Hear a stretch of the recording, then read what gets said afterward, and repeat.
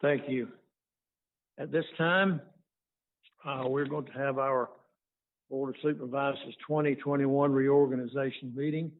Mr. LaRue, got it right that time. If you would, I'll just turn it over to you.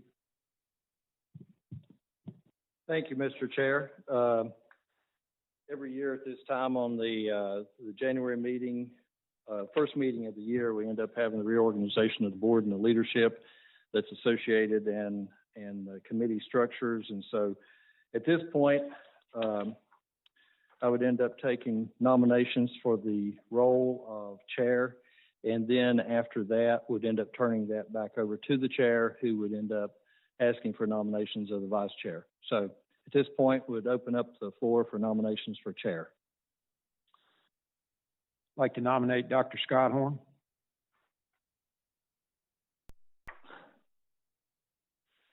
There's a nomination for Dr. Scott Horn. Are there any other nominations? Second. There's a second for Dr. Scott Horn.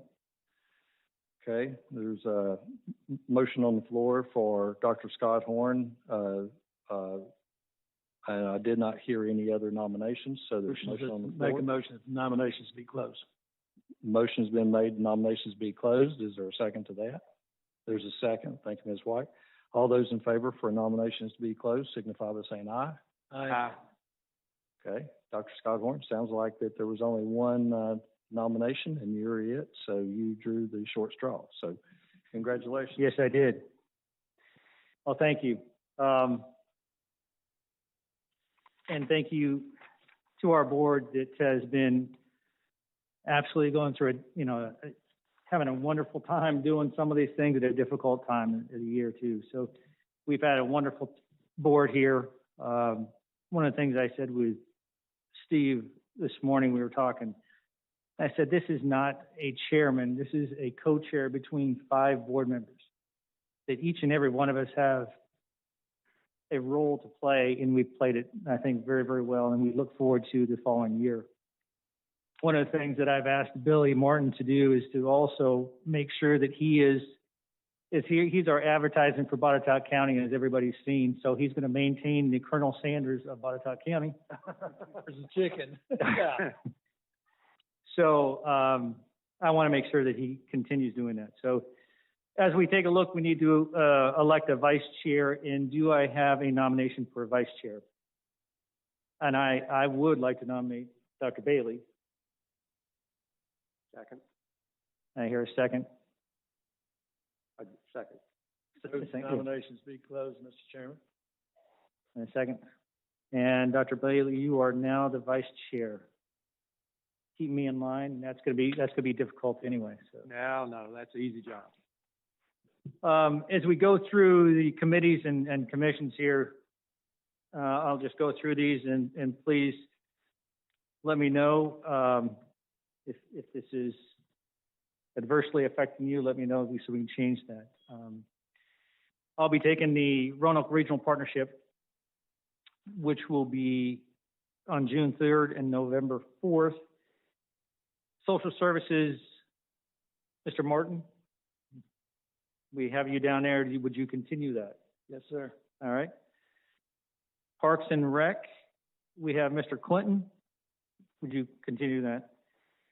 Planning Commission, used to be Mr. Sloan, Mr. Martin. Yes, be glad to. All right. Library Board of Trustees, Mr. Clinton, would you still continue doing that?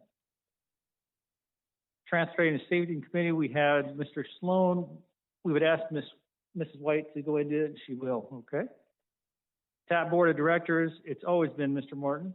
And it will still maintain Mr. Martin, right? Yes, be glad to. All right. Economic Development Authority is Dr. Bailey. Glad to. Okay. Fire and EMS was Mr. Martin and Mr. Sloan. We would suggest Mr. Martin and Mrs. White. Glad to. RVARC was Mr. Clinton. Continue doing that, Mr. Clinton? Okay. And the same thing with the Transportation Planning Organization Policy Board. The other is Agricultural Project Committee, which is Dr. Bailey and used to be Mr. Sloan. We're going to change that to Mrs. White.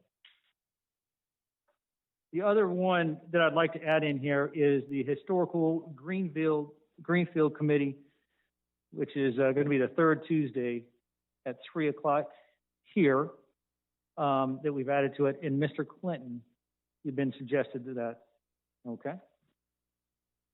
Then we have our General Fund Budget Subcommittee, which would be, our committee would actually be Mr. Clinton and Dr. Bailey. I will fill in as an alternate if need be. So would you both take that on again with some of the advice from Mr. Williamson?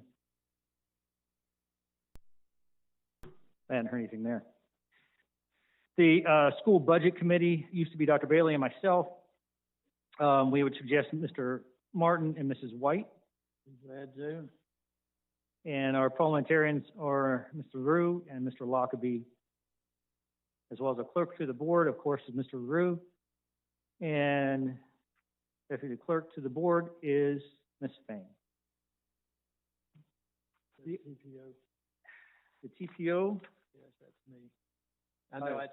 I apologize. The SEDS committee is Mr. Clinton, and I am on the, RVARC Transportation Planning Organization and the RVARC. We'll make correction. Thank you. Both of those. So those are the necessary committee, commission, board appointments. And also, we need to adopt the bylaws that you have in your packet there. Do I hear a motion for adoption? So moved. Second. All in favor? Aye. Thank you very much. That being said, we would move to a, thank you very much for this gavel. Yeah. So we move to the recognition and completion of the Colonial Elementary School. But in preparation for this, I'd like to just read you something if I could, and just to acknowledge some of those individuals that have been very important for this whole part of this Colonial School and getting it all organized in the very beginning. But if you take a look at the very beginning of this Colonial School, you have to look back to 2007. I think Billy Martin had asked for a new school in 2007. Is that right, Mr. Martin? 2007, yes, sir. And after many years of work, the school opened yesterday. So the school board asked for the school. The Board of Supervisors approved the construction and borrowed the funds from the Virginia Public School Authority. And in tandem between the Board of Supervisors and the school board, the EDA was asked to construct the school. And as you'll see today, there's several EDA members that are here today. Under those grand leaderships of that was John Kilby. The EDA appointed a colonial building team of John Alderson and John Williamson, which if you can, raise your hands, please. John Kilby. All right. They began negotiating for the A&E work from Spectrum Design with Granville Grant and his team. After appropriate bidding, John also negotiated with G&H on the actual construction of the school. In the midst of the project, John Griffin was added to the official building committee. So this is J, and J. The group of Johns also worked with ECA on civil plans for the school. At the same time, the county was very fortunate to be able to attract Mr. Jim Witten, who started work at the Capital Projects Manager and Clerk of Works for the school on June 18, 2018. He worked with Bleecker Construction to do the grading work and actually arranged for the final grading to be conducted during the mass grading. This was a huge cost savings to the project and also saved time at the end of this project. After G&H began construction, Jim worked exceptionally well with Donald Gibson and Troy Henderson of G&H Construction, or contracting. Jim was on site almost every single day since June of 2018 and saved us millions in overruns and change orders. The largest change order on the project was the one that Jim initiated by adding the code required sprinkler system for $175,000. That had been overlooked in the design. There are additional change orders. However, they are mostly for credits back to the project because of the close work relationship that Jim and Donald had. There are lots of examples of additional savings that Jim created on the school construction as well. Jim stayed on site, as was mentioned before, but he saved us a lot of money by being on site right there. So one of the things I want to make sure we try to do is acknowledge Jim Whitten for all the hard work that he has done and to make sure there was no change order. So Jim, if you'll come down and get this, that would be fantastic.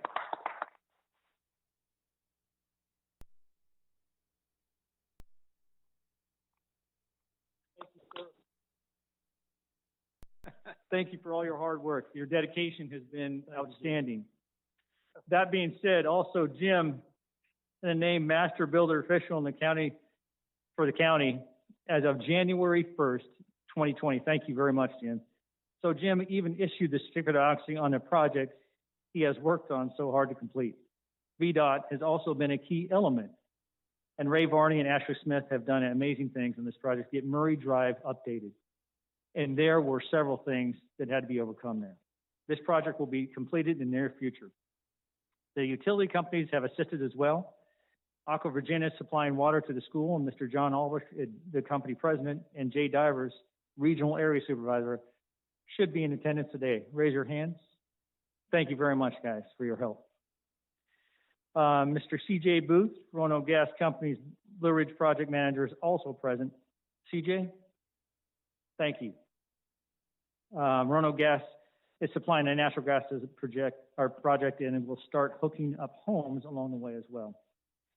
Also present, Mr. Anthony Smith. Is he here today? Thank you very much, Anthony, for being here. With Blue Ridge Towers has stepped in to assist in solving the issues regarding broadband access to the school. EDA has purchased a 150-foot portable tower to provide a signal to the Blue Ridge Park grain silo tower to temporarily fix until the incumbent provider can get to the project completed. That will be talked about later on my broadband initiative stuff. So there are lots of other who have assisted in this project. Tammy Riggs, is she here today? I don't think so. Principal at Colonial Elementary School, our superintendent, John Russ. Thank you, John. Ben Irvin, Scott Hamilton, Beth Allen, and the teachers and parents, the students who made this project work. We'd also wish to thank the entire EDA, our leader, John Kilby, John Griffith, John Alderson, Lynn Hayes, and Jeff Emery, and the entire school board, Ann Whittle, Michelle Crook, Matt East, Dana McCabe, and Tim Davidic for the trusting the process and for all the help in total construction of this most modern school in the region. The other individuals I'd also like to do is because they had to sit there and push those papers and write those checks is Mr. Bill Arney and Tony Zarella. But please do not miss the fact that the school was built with all odds against success. In the middle of the pandemic, and we've had the most rain in record over the last 3 years. And Jim Whitten will be accompany that as well because he just complained about as much water as out there is incredible. So just to give you some figures and numbers, it's 26 acres, 600 student capacity.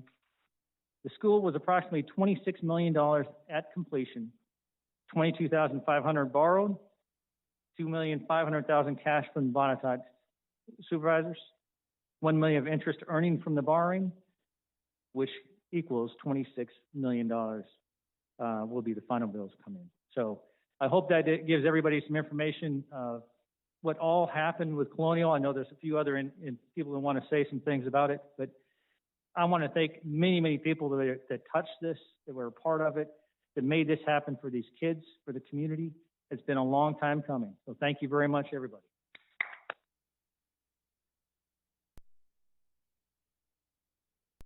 Mr. Martin, you had a few things you want to say. Yes, one thing that I did want to mention, you had said something about, we brought this up for the new school. It was one of my campaign issues in 2007, but I wasn't the only one. There was another individual that was just as excited about it as I was. He's not here today, but that was Mr. Leffel, I mean. He was very passionate about it. We talked about it, and we were both working together to try to get this going. So Jack was my friend, he was my buddy, and I miss him. But I couldn't let this go by without mentioning his name too, because he was a big part of that too. Thank you, Mr. Chairman. Anybody else have anything to say? The job well done. If we can, Ms. Pendleton, we have an introduction to some new county employees.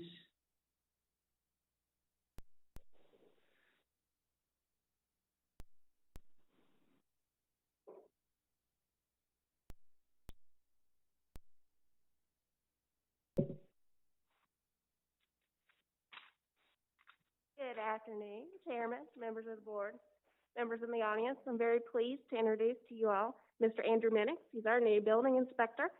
He's been on board with us since January the 4th, and he has come to us from JES. He's hit the ground running as we knew he would, and already making lots of great inspections and doing all those things out in the community. So wanted to take the opportunity to welcome him to Botetourt. And what was his name again? Andrew Minix. Okay. And you're welcome. I'm forgetting I'm chairman here. No, that you still are. Well, welcome to Botetourt County, to the staff. Thank you. Thank you, Nicole. And at this point in time, we'll have time for a public comment period. Understand that there's only 3 minutes. That'll be a hard, fast 3 minutes. So please, whatever is said, get it said within 3 minutes. And if there's any repetitive things, I ask that you combine them just into one speaker. If you guys have talked about that, please try to minimize the amount of time that you spend, as we have several things to go through. Our first speaker is Harriet Francis.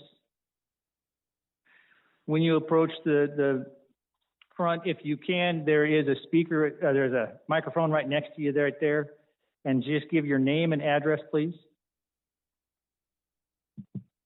Thank you very much. Harriet Francis, and I represent the United Daughters of the Confederacy. I'm here to ask you to please consider the monument and protect it, and as we honor it for our relatives that were there when it was erected in 1904. The best way to continue and advance is to teach people the inspiring story of those who achieve great things. Education is the most necessary thing to achieve goals. Remember, the injury their ancestors suffered only discourages them from moving forward. So please put the monument. I am a real granddaughter, by the way. My grandfather left there, and also I had 4 great uncles, and only 3 of them returned. So do protect our monument. It is a great importance to us. Thank you very much. Thank you. One of the things I failed to mention is a very important thing, is that as we miss Mr. Sloan, we also got a well-seasoned Amy White. So thank you very much for all your information and advice through the STEM program and some of the things from the college. So thank you so much, and we're looking forward to having you on the board and working with you. So sorry about that, I missed earlier. She's a lot prettier than he is anyway. Yeah, much more. The other is Carrie Martell. Can you hear me? Yes, ma'am. I live in Buchanan District. My address is on my sheet. I'm not going to say it publicly anymore. So I live in the Buchanan District, and Ms. White is our new representative. So I just had some questions for her. Hopefully you could respond. The first is, what would you say to the Botetourt County direct descendants of the people memorialized on the monument in the Fincastle Courthouse courtyard, given the current issue at hand?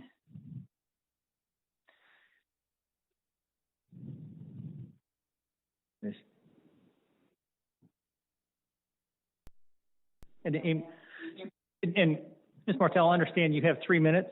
Well, I'm not going to take her responses out of my time. So 30 seconds for me to talk, and then she can respond. So what I would suggest is if you want to respond, is to go ahead and write these down, and then you can respond at the very end if you would like to. Okay. Amy? Yeah, I'm happy to talk with you Well, afterwards to not I take would- everyone's time. I think there's a lot of constituents. A fifth of the county lives in your area, so I think a lot of people are interested in what you have to say. Okay. So go ahead and ask your questions. She's going to write those down. At the end of your discussion, at the end of those questions, she will respond if she decides to. Okay, can those go into the minutes? Everything else is going to be in the minutes. Okay. So your Um, first question is, what would I say to the descendants of the folks memorialized with the Confederate monument? To the Botetourt County residents of those people memorialized by name on that monument in Fincastle, what would you say to them? Okay. Second question is, okay, so Botetourt, much of Botetourt is in the 19th House of Delegates district. We share that with Bedford. From census.gov, our population is approximately 2.5 times smaller than Bedford's. Our square mileage is about, they're about 1.5 times bigger than us. And their gross domestic product in Bedford County is about 1 billion higher than ours. Their real estate tax rate is 50 cents on the $100 of value, whereas in Botetourt, it's 79 cents on the $100 of value. How do you feel about the tax rates in Botetourt County, Ms. White? The real estate tax rates? Is there any chance of you fighting for the Buchanan residents to have a lower tax rate along with the rest of Botetourt County? What else? The third question is, well, since my real estate tax money going to Botetourt helps pay for the schools, and we've got some interesting legislation and direction from Richmond about schools and how they're run in Virginia, how many genders are there? And the fourth is, since we have a position on the Economic Development Authority, and that is like an opaque wall, I'd like to recommend Terry Broccoli Flavin as a representative for the Botetourt citizens on the EDA. Thank you. Would you like me to respond to anything, Matt? That is completely up to you. One of the things that we have to understand too is this is the public comment. All right, this is not answer question period. This is public comment. So if she decides to answer these, please stay tuned. Okay? I'm going to be really brief with my comments right now. I am very happy to talk to anyone from Buchanan after this meeting in more detail, so I just don't want to take the time of everyone for that. Regarding the Confederate monument, I have ancestors that fought for the Confederacy. I am a longtime resident of Botetourt County, lifelong, so I share concerns for those who are memorialized there. I'll be happy to discuss that with you. I've also talked with Mr. Representative Clinton about the work that his group has done regarding that. I'm also an educator, and I agree with the first speaker that education plays a big part in any decisions that are made. Regarding real estate taxes, I am not familiar with Bedford real estate taxes at this point. I will do some research.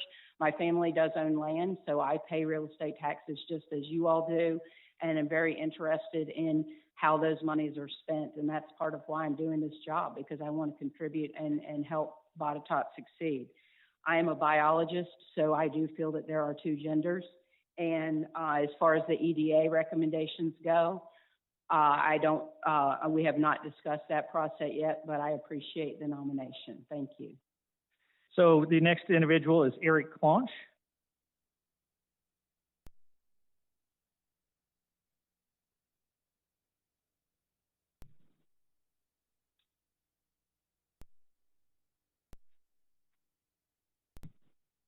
Hello, Eric Claunch, 2817 Mount Moriah Road, Eagle Rock.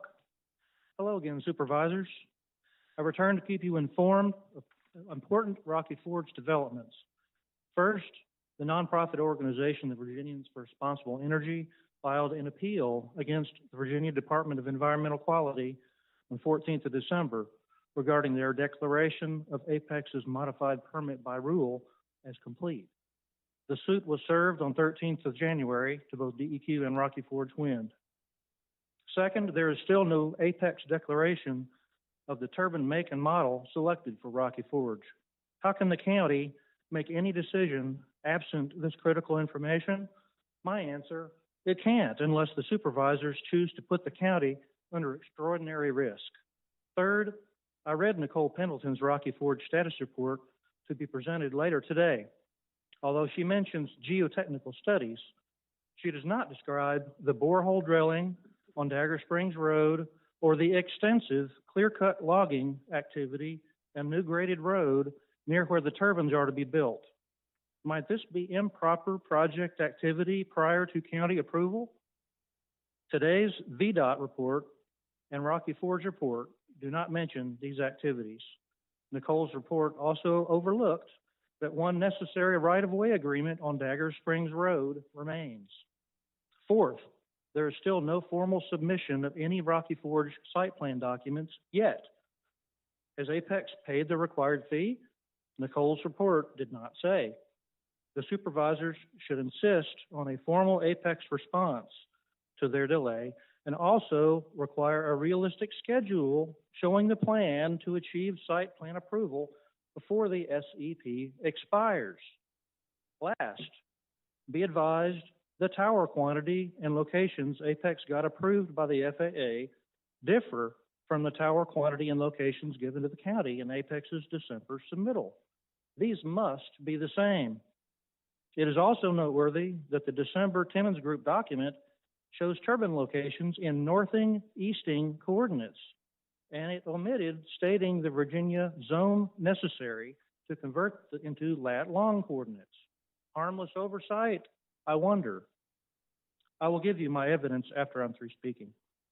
I urge the Board of Supervisors to refrain from expending any county time or resources on the Rocky Forge site plan review until all critical issues are resolved, including but not limited to the DEQ appeal, the actual make and model of the turbines, the tower quantity and locations being identical, and the schedule with the major project milestones.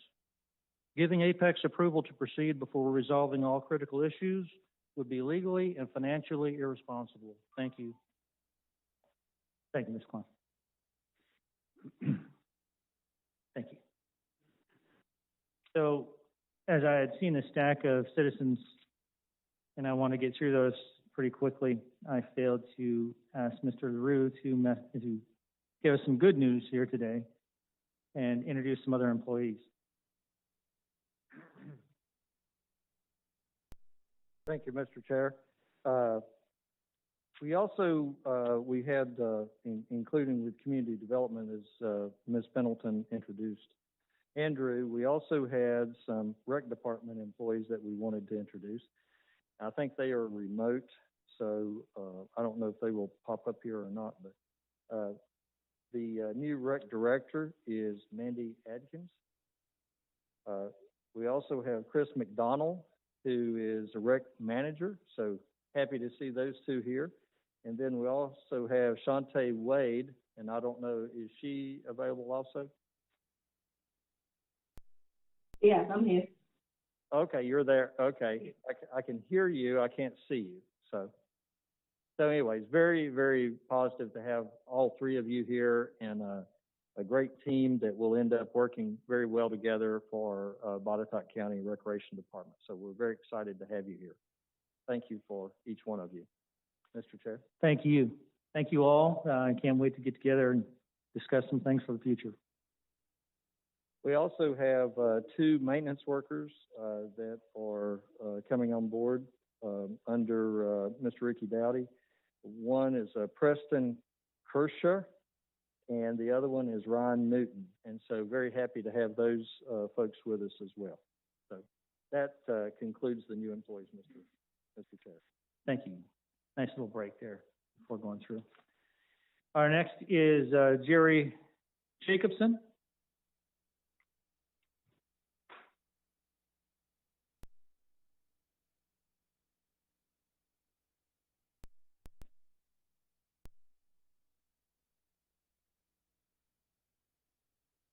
I'll take this off since I think I'm more than 6 feet from somebody. I hate talking through this thing. Mr. Chairman, members of the board, I'm Jerry Jacobson. I live at 415 Hardbarger Road in the Buchanan District.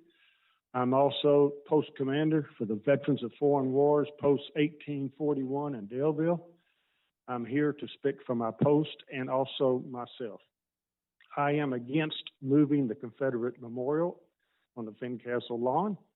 I also have relatives. My mother's grandfather was also fought for the Confederacy.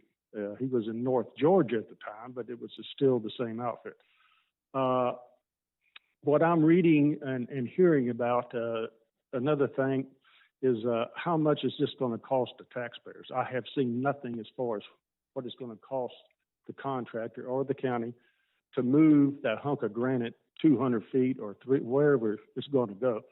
What is that burden to the taxpayer? Second of all, I think rather than making an executive decision by y'all five, that since we are in an election year for all constitutional officers in November, that this should go to a referendum in front of the voters of Botetourt. 2 reasons. They will make the decision for you, which will keep the monkey off your back come next election cycle for you 5. Second of all, if they agree, whatever it costs, it's their money, not yours. So if they give you the okay through a referendum, just like Franklin County did, they did it the proper way, then that's fine. I have no problems with what the voters want in this county. But I think the process needs to go that way. Since we're only 10 months out from a normal election, it won't cost that much more to print that referendum on the same ballot you have to print anyhow. So that is my comment, Mr. Chairman. Thank you so much. Thank you. Dan Phelps.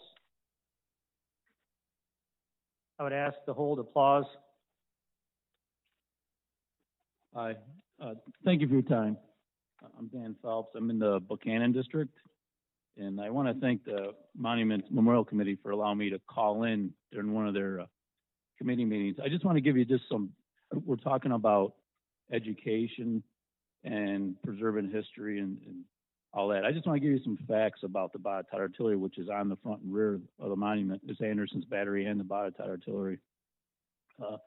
They served in Vicksburg National Military Park, and everything I'm going to give you is in the National Archives or on the Park Service. Moving forward into the future, the Civil War Trust has apps where people have the smartphones, you can scan apps and it'll bring up informative information, maps and photos. I think this would be a great opportunity while we're talking about this to give an immediate opportunity for information to be expelled right from the monument as people stand in front of it. And I'll just give you a couple of facts about the Battle of Vicksburg and the Botetourt Artillery. In the Vicksburg National Military Park, of the 1,300 monuments, the Botetourt Artillery was rewarded the very first monument in the park for their services in their battle. They always were placed on the flanks. In the Battle of Port Gibson, which is south of Vicksburg, that's where General Grant's army crossed the Mississippi River. They tried to build a canal, and this is all in beautiful photographs. But when Grant crossed the Mississippi River, it was at Port Gibson, and the Botetourt Artillery, they had 3 of their batteries were all killed right there. And I did a news article on this that was published in the Fincastle Herald some years back, and that is now in the national, the county historical book. Also, General Pemberton, knowing what happened in the Battle of Fredericksburg, placed his army 3 miles outside the city so there would not be a battle with the citizen population. And ultimately what happened, Grant wasn't able to break through that line for 47 days from the siege, and the citizen population was shelled. If you want to see something interesting, go in the National Park Service and look up Smith family photograph. You can see a gentleman standing next to 200-pound mortars where they dug caves. So if you want to look at something, look at caves, Battle of Vicksburg, National Park photos will pop right up. And this would be something, I think, in an app in front of a monument or a memorial would be a good piece of information. And that's my biggest thing, is just, this is not just a piece of granite. It's a memorial. And the Botetourt Artillery, many of their men are still in the wastelands along the Mississippi River between Port Gibson and Vicksburg. And if the county wants, moving forward, to have information on it, I'd be more than glad to help out, provide research and photographs. Thank you. Thank you. Terry Broccoli.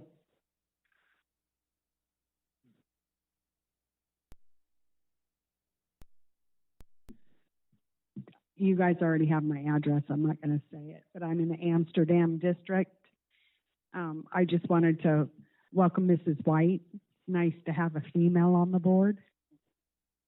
A little diversity is great. A few things that I just wanted to touch base on was, I was just wondering, do we have a time frame, or are we waiting for our governor to tell us when we can open our library? They are the tax-paying citizens of this county, and I don't feel that it's appropriate that we have to call and make an appointment to go into our buildings. So that's my first thing. The second is, I wish that the Parks and Rec people were still up on the screen. I am so excited to see that. It's been a long, long, long time coming for this county to have a Parks and Rec department that is actually going to take the citizens of this county into activities that our taxpayers have been paying for years. So I'm just happy to see them there. The one question that I have, maybe Mr. Clinton can answer this since you are part of the Parks and Rec department. The sports complex that is a beautiful facility that we have here in Botetourt, are we now going to have our Parks and Rec department manage and control everything that happens out there? Or are we still letting Roanoke, paying Roanoke to do it? Well, your premise, ma'am, is incorrect. We're not having, never did have Roanoke do it. So, and the answer to your question, though, is, yeah, it's us. We take care of it. We maintain it. The sports complex has always had tournaments and everything that has never been organized by Botetourt County. It's a third party that does that. So have we now eliminated the third party? Even when we had third parties, we were ultimately responsible for it. But as the chairman said earlier, this question period isn't for give and take like this, because we'd be here all day. But the basic answer to your question is Botetourt County owns and operates those facilities. Okay. And a couple of months back, I had suggested that you guys get a map of the broadband in the county now that it's been completed, and I have not seen that anywhere. And transparency through all of this type of activity really needs to start happening in 2021. Thank you. Chris McLeod.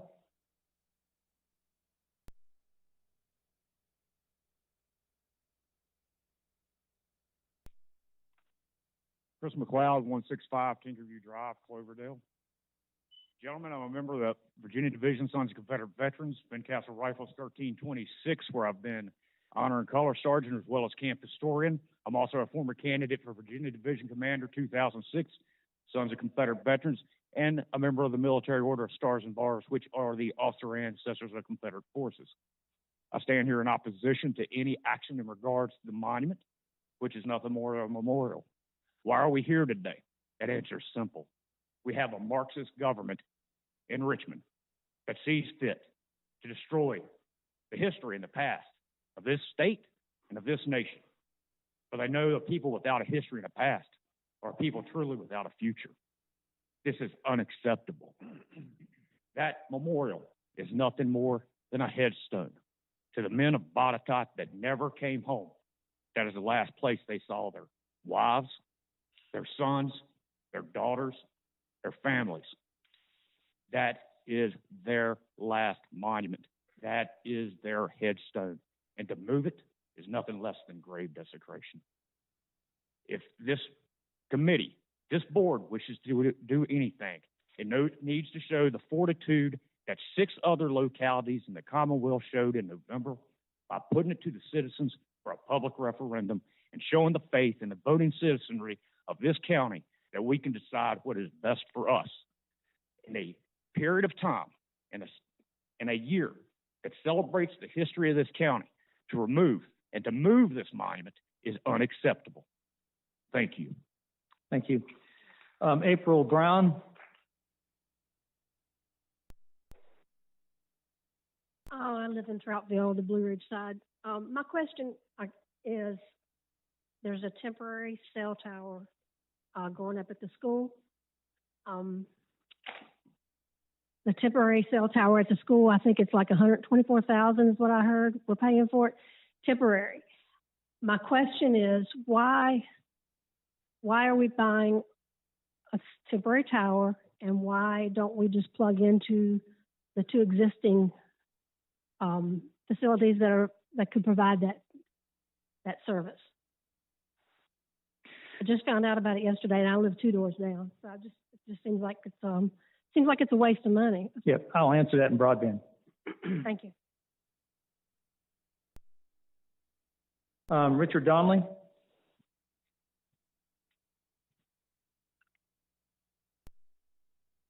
Hey, good afternoon, folks. Richard Donnelly, 170 Manassas Circle, Amsterdam District.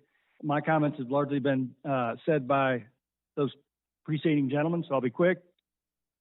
Oppose moving the monument.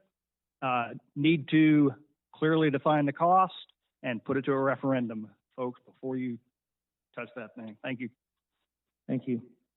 Now, I think there are some callers online. If we could move to.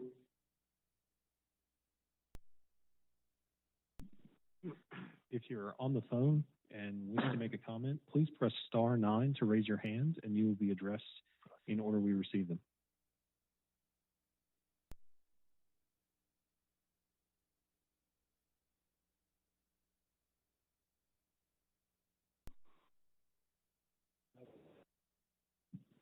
There appear to be no callers who wish to speak, sir. Very good, okay. Let's move forward if we can. And if everybody's had an opportunity to take a look at the consent agenda, do I have a motion to approve? Mr. Chairman, I move that we approve the consent agenda. I have a second? Mr. Chair, well, go ahead and get a second. I'll second it. Okay. I have a comment. The December 8th minutes are included in the consent agenda, and I wasn't present for that meeting, so I'll abstain from that particular portion of the motion. So noted.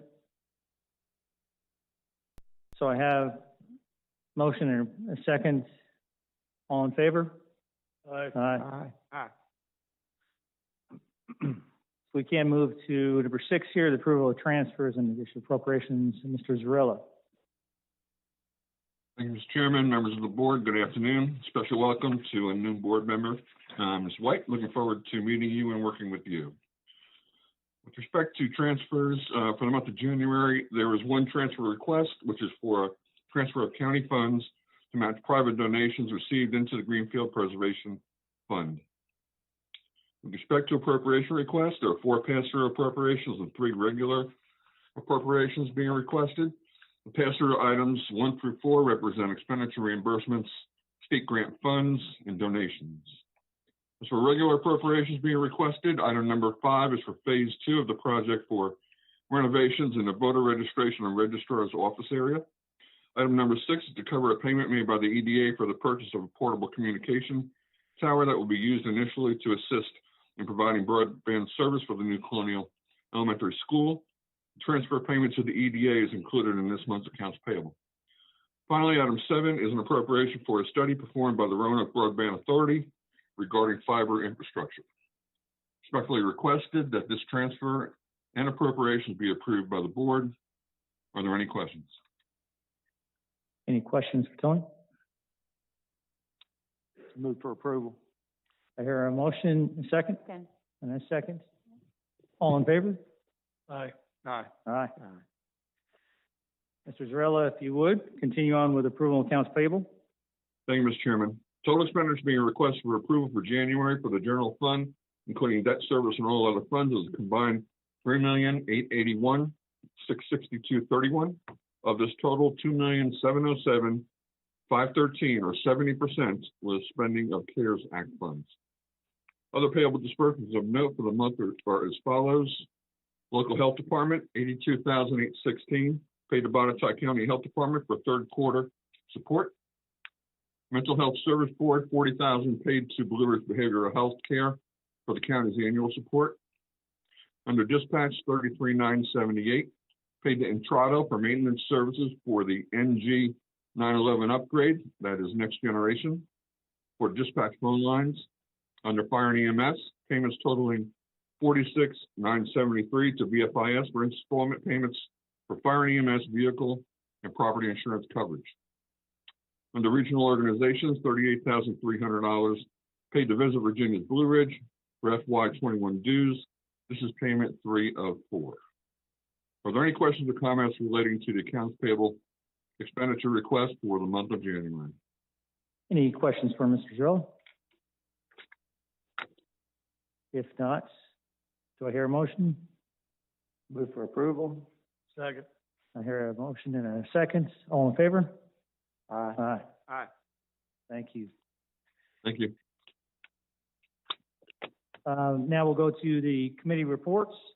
If we can, start off with the Monuments and Memorials Committee,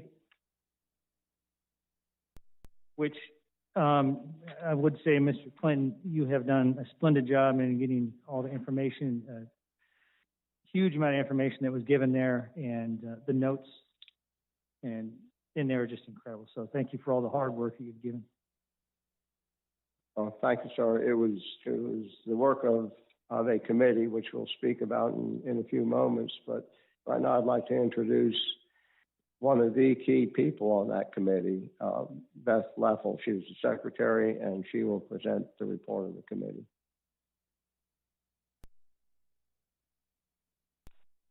Thank you, Mr. Clinton. Good afternoon, board members. Thank you for giving us the opportunity for the committee to discuss the report a little bit.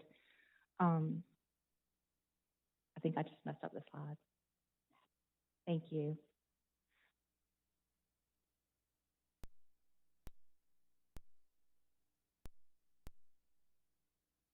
The slides are a little bit out of order. Forgive me. I wanted to first make sure that everybody was aware how large this committee was. And we do have committee members present this afternoon. If you guys could stand up. I know we have quite a few members here. And I really want to make sure that everybody understands how hard everybody here worked and how much we appreciate the time spent together on this project. As you can see, there are many sponsoring organizations that covered a variety of citizen opinions and comments.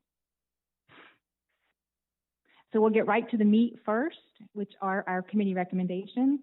I'd like to present those overall. The first one was the committee unanimously recommends that the Confederate monument in front of the Botetourt County Courthouse be moved from the prominent place it occupies. The committee also recommends that the monument be moved as is without modifications to the physical structure. That's really important. We do not want the monument to be destroyed or taken down permanently. Subsequently, the committee began studying other possible sites and feel that the monument could be relocated to include the cannons and other ancillary pieces that are associated with the monument at the site currently. Our second recommendation, by an 8-2 vote, was that the monument be relocated within the grounds of the Botetourt County Courthouse Square.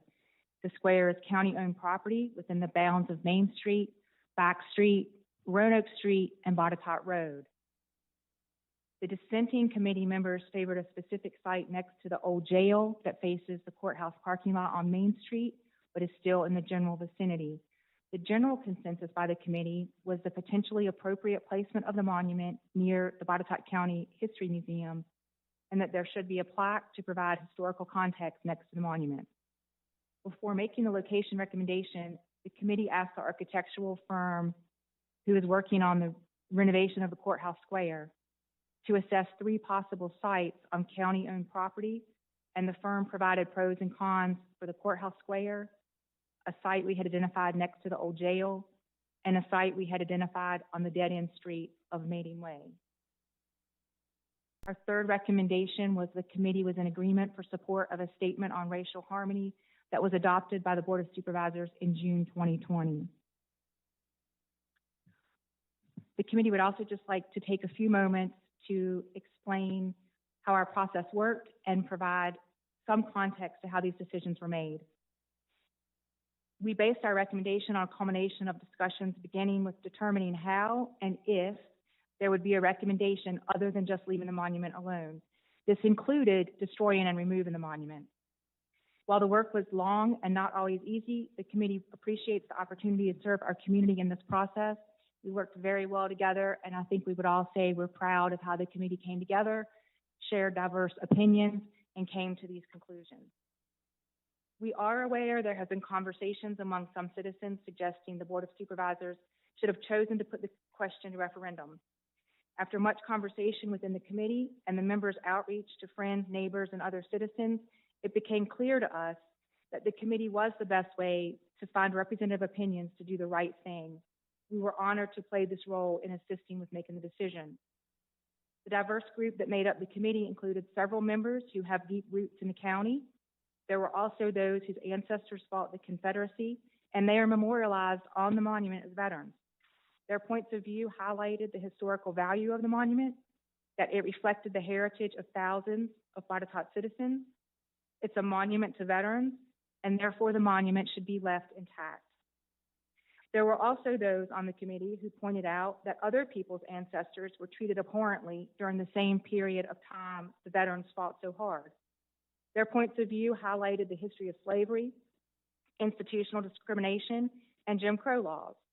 The monument standing in front of our courthouse, our Hall of Justice, reminds some that there have been times, in fact, there may continue to be times, where justice is not always blind. Recognizing the importance of understanding both sides of this issue, Mr. Clinton emphasized how critical it was to complete research on the topic prior to making a decision. This is an advantage over a referendum, which allows only for a yes or no in a ballot box. He established 3 working groups to collect data and present reports to the full committee. The History of the Monument group was tasked to research the purpose, funding, ownership, and political environment of the time. Thank you, Mr. McCoy, for leading that committee. The Education group was tasked with researching both educational opportunities during the time, but also opinions of the high school age students today. In fact, we had 3 students on the committee, and that working group was led by Mr. Adams. Thank you for that. The Veterans Enslaved Descendants group was led by Mr. Riley, was tasked to interview and research the impact and importance of the monument from 2 different perspectives. Ultimately, the committee unanimously agreed that the right thing to do to reach a respectful compromise for both sides of the issue was not to tear down the monument and erase history, but relocate the monument from the front of the courthouse. We considered how some citizens must feel when they walk by the monument, even today. They're reminded of discrimination and unfair treatment, a denial of basic rights just based on skin color. We also considered the Confederate Veterans Monument is a memorial for men and women who were veterans of the Civil War. They were only fighting for their new country, for the Commonwealth and their homes. However, we can't deny that suppression of certain rights, even freedom, were part of the political reasons for establishing the Army that so many Botetourt men fought for. The committee's recommendation to move the monument from the front of the courthouse is not intended to disparage veterans of the fight. They were performing a duty that so many from Botetourt have performed before, since, and likely will again. The right or wrong of the fight was not the committee's charge to determine, and in many instances, it was not for those veterans to determine. What we were asked to do is help decide the best course of dealing with a monument that does have historical significance. It does have heritage here, but it also casts a doubt, shadowing the walls of justice when it's in front of the courthouse lawn. That should not be ignored, and the Monuments and Memorial Committee unanimously agreed that moving it to another place away from the main courthouse entrance was the best approach to preserve historical significance, to preserve our county's heritage, but to also acknowledge we want all Botetourt citizens to feel they'll be treated fairly when they enter the Hall of Justice. The committee recognizes that our recommendation does not mean the board will act immediately. We ask the board should allow, if you follow our recommendations, allow the committee to reconvene and discuss the new site location for the monument, and if appropriate, work with architects who are designing the upgrades and renovations for that purpose. If you have any questions, Mr. Clinton or I or one of the committee members will be happy to answer them. Thank you. Does the board have any questions? Thank you for all your hard work. Mr. Clinton, any additional comments? Sir? Any additional comments? No comments right now. I do move for approval of the committee's report. Do I hear a motion for approval? This is for the committee report. You move? Okay. I hear a motion and an approval, or a second. Do I hear all in favor? You want any discussion? Yeah, or any discussion on this? So just to be clear, we're voting on the findings of the committee and the report that was presented to us today, just the report itself. And that's basically saying that we're approving their findings. Yeah. Mm-hmm. If I understand that right, is that correct? Correct, yeah. Okay. Did a lot of research on that too, so that includes everything. Right. The key points are it would be relocated within that general vicinity on Courthouse Square, be relocated intact. In other words, not remove the cannons or the mortars or anything, but relocated as it is. It would be on Courthouse Square. Mr. Chairman, I apologize for butting in at this point. You can accept the recommendations in order to advertise them for a public hearing, but in order to make the final decision, there needs to be the 30-day waiting period in the public hearing. Thank you very much. And that's by virtue of because of the ownership of the monument. I'm just curious what the reason is. That's correct. That's part of the statute. It provides that there has to be a 30-day waiting period, but you can absolutely accept accept the report and have those direct staff to advertise that recommendation for the 30-day waiting period, and we could schedule it probably for the February or March board meeting. Okay, yeah, even better. Okay. Thank you. Moving on to the broadband committee. Yes. I had asked to reserve some time for. Oh, yes, I'm sorry about that. Yes, I apologize. And just, if I may just make sure I understand what Mr. Lockby is saying. So what's the correct action for the board at this time? The correct action is to accept the report and direct staff to advertise the recommendation for consideration at a future board meeting more than 30 days after today. Okay. So we need a motion for that? Yeah, is that the motion that you had given earlier in a second? And so we are accepting, if I understand right, we are accepting the motion for the information that was given to us today. And then further, as Mr. Lockaby said, we will be in 30 days going back over this again. Any questions? So the only other question I might have is there merit to better understanding how the courthouse square is going to eventually look before we start making any decisions about the monument.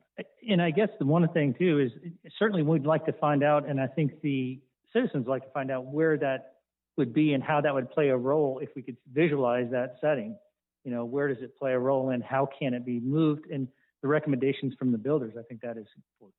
There's a lot going on, you know, and it's early in its process with the courthouse renovation, the courthouse square. So it almost seems to me that if we are going to make these considerations, that I might like to know more about what the sites are going to look like. Correct. You know, my major interest is that this memorial is well respected and well visualized there in its proper place. So would you say that, being on that committee, don't you think that the courthouse study committee might know a little bit more how the plans are in 90 days, or? Might know more about that after Friday, but Okay. that's possible. So let's look forward to, put it off to 30 days just to review and find out, and if we need to postpone that further. Would that be something, I mean, because we have no idea where these are going to be placed. We, certainly accepting the report and That's not, the mountain of work that went into that is credible. But maybe the public hearing and these types of things, it to me would be very appropriate for us to understand, what our geography is going to look like there before we start making too many decisions. and not to say that, we have 28 days, so it's 30 days we have to wait anyway. So it'd be in March before we have that. Okay. Dr. Webb, you're on the courthouse committee, is that right? That's correct. Do you know if the architect or the contractors over there have made any attempt to have a drawing of what it's going to look like? Well, there's decisions yet to be made. Of course, the courthouse, needs work and renovation, as we all know, for many reasons. The concept and the design is not finished at this point. I'm talking about the grounds. Yeah, the grounds would be a function of that whole process. So you don't have anything? we just don't know a lot about those details at this point. Is it fair to say that with the renovation being unknown, it's likely that the monument would have to be moved anyway? Very fair. So as we're considering the financial impact, that would likely have to happen regardless of the vote. It's very likely. It may be encompassed in the renovation. That's correct. I think we tend to view this thing with sort of a fait accompli, sort of an idea that if it's moved in a way that diminishes the monument. I can tell you that every discussion that we had on the Monuments Committee when we talked about moving it was to upgrade its presence and upgrade its dignity. And if you think about it, right now where it is just kind of thoughtlessly placed on a corner, doesn't get much attention. It's behind the wrought iron gate and so on, and it's just not very distinctive, almost without doubt, and inconsistent with the committee's recommendations. Wherever it goes on Monument Square is going to be an improvement. It's going to be a more dignified, more respectful site. It almost can't miss, because it's going to be part of an overall facilities plan, and it will be thoughtfully placed. So, I mean, I'm fine with what y'all are saying. I would say, as many people feel, we really don't want to needlessly delay coming up with a decision and doing something with the monument, because things, the last scene in Raiders of the Lost Ark, those kinds of things happen with the government. So, and one of the things that the committee talked about is let's make sure that we don't just let this thing languish. Some of the citizens have written to me, don't let it languish. I'm not saying this would let it languish, but I am saying that we tend to have this idea that moving it is to diminish it. Moving it is going to elevate it, in my humble opinion. Any further questions? No, I think, I'm fine. I think accepting the report is certainly a valid thing to do today. I just wanted to bring that to light, those thoughts to light. Thank you.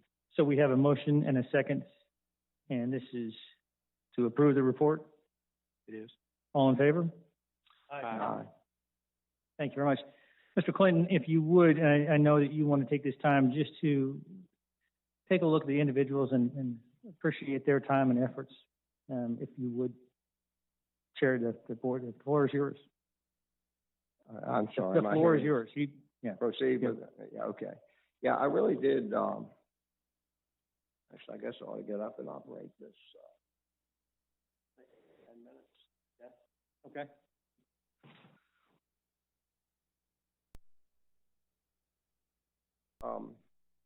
Gather my thoughts here and make sure I know how to use this thing.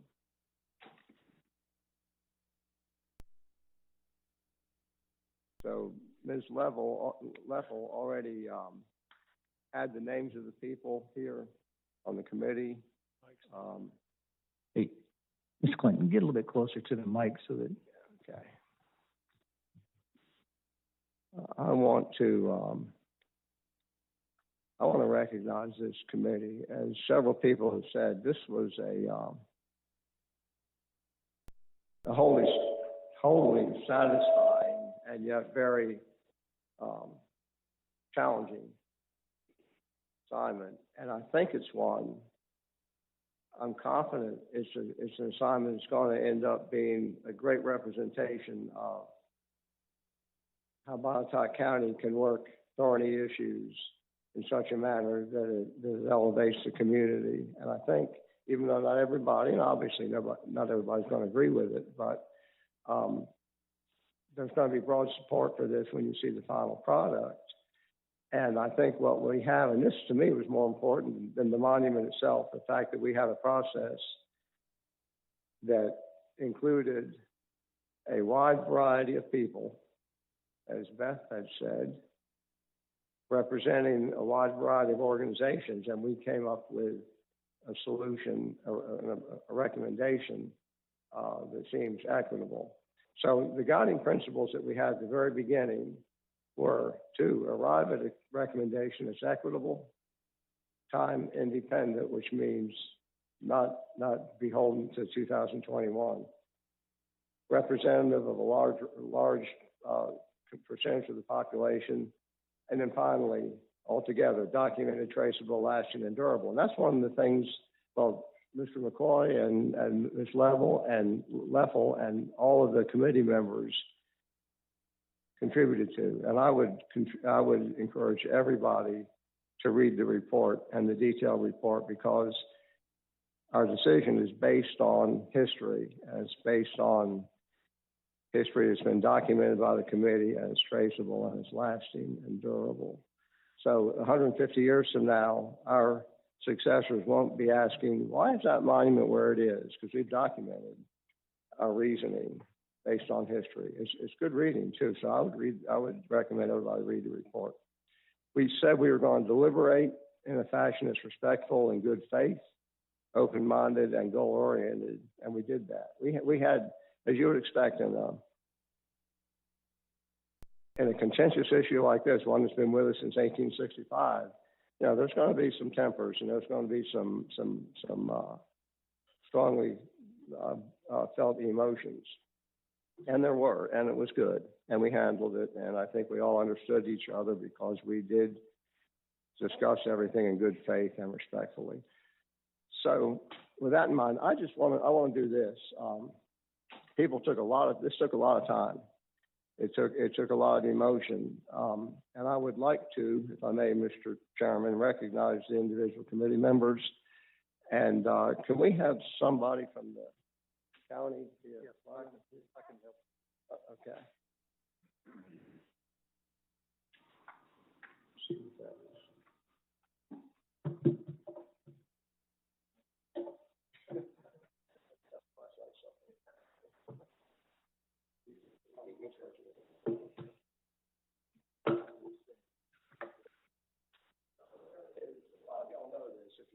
Then certainly VFW folks know this. Military and paramilitary organizations have a thing called a challenge coin, and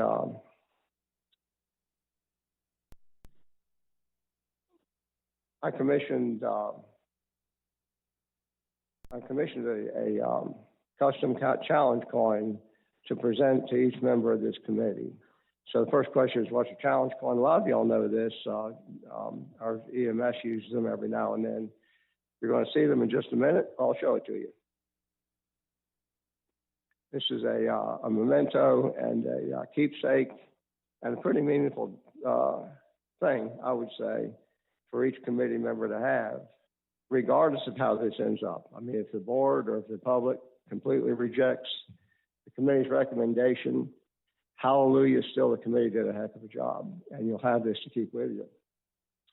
So, challenge coins, who knows where they started? Some people say the French Legion, some people say it was the Protestants, the Huguenots during Louis the XIV in France.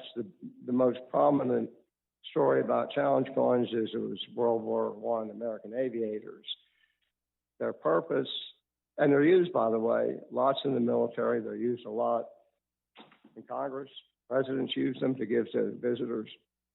Their three purposes: identity, so you can identify yourself, like when the Huguenots were having Protestant services, they could identify themselves coming into the covert services, religious services. So identity, unit morale, you hand them out to kind of pump up the unit, and recognition for achievement. Each one of these applies for this great committee. The imperative of a challenge coin is you don't leave home without it, because if you sidle up to the bar and somebody in your committees throws his or hers down on the bar and says, "Where's yours?"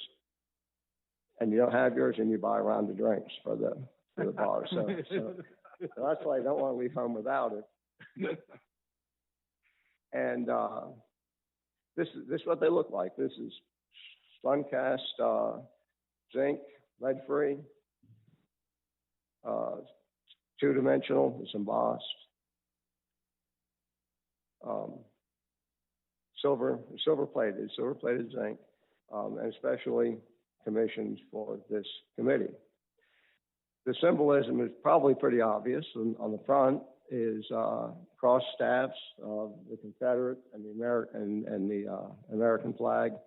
Confederate flag, notably, is the national flag, not the Confederate battle flag.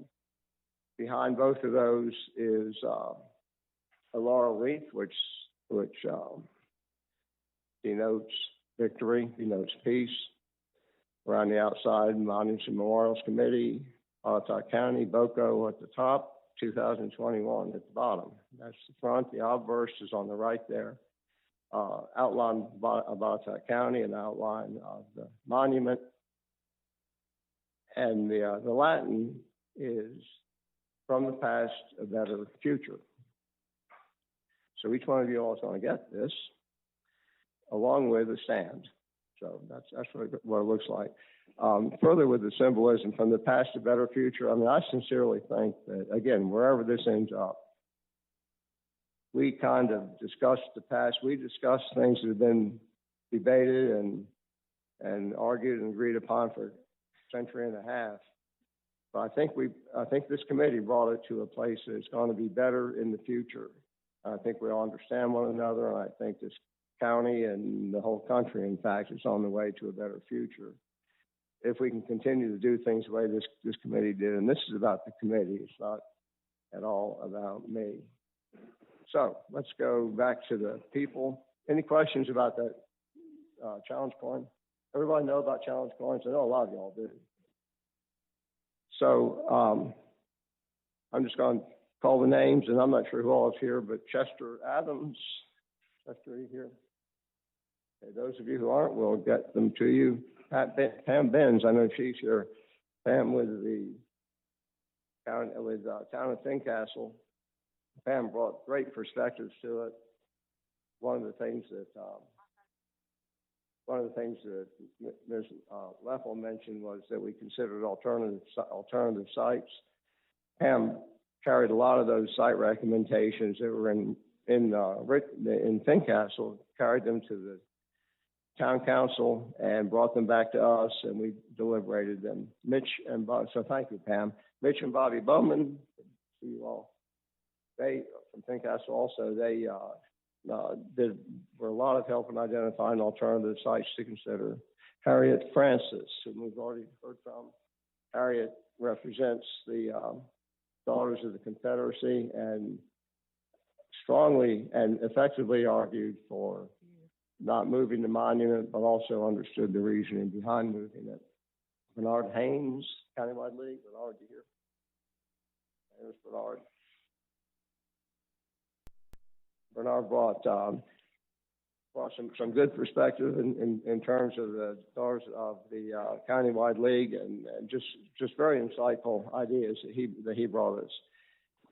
Ed McCoy is in the back. Ed, I mean, he did a yeoman's job in collecting the history, and you read the history, and it's documented, it's well presented, and it's very convincing. So Ed not only helped with that, he led that effort, and he really came up with the idea of having 3 working groups. Beth Leffel, who also was absolutely invaluable as a secretary and as just kind of an overall organizer and the presenter today.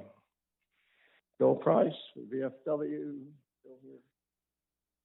Bill made a comment after maybe around about our 3rd meeting where we were kind of tied up and not going anywhere, and he said, you know, when I look at that monument, what I see is people. I don't see conflict. And that's the way a lot of us feel, you know, and that was just kind of that's an icebreaker. Greg Riley with the Genealogy Club, I think is not here. We'll get on to him. Lewis Sifford, I saw Lewis, artillery. Lewis always had something constructive to say. And I emphasize constructive. He listened and he looked at things on the positive and constructive side. Thank you, Lewis. Bill Tanger, who was the same way. Bill is right here. Oldfields and Reservoir Road community, part of the county that's often forgotten. And Bill brought references on both sides of the issue and had excellent insights into the history and into the meaning of the monument. Thank you, Bill, for all you did. And are any of the students here? These 3 students, one homeschool, one from Lower Botetourt, one from James River, designed and implemented some really effective and interesting and revealing surveys of the students that kind of brought next generation's perspective on what these monuments mean. So there you have it. That's the committee. Each and every one of them deserves, regardless of how this thing ends up, deserves, I think, our gratitude because they worked hard and tackled an issue that a lot of people aren't willing to tackle. And I'll say a lot of localities haven't tackled it in such an open way. So that concludes what I wanted to say, Mr. Chairman. Thank you for the time.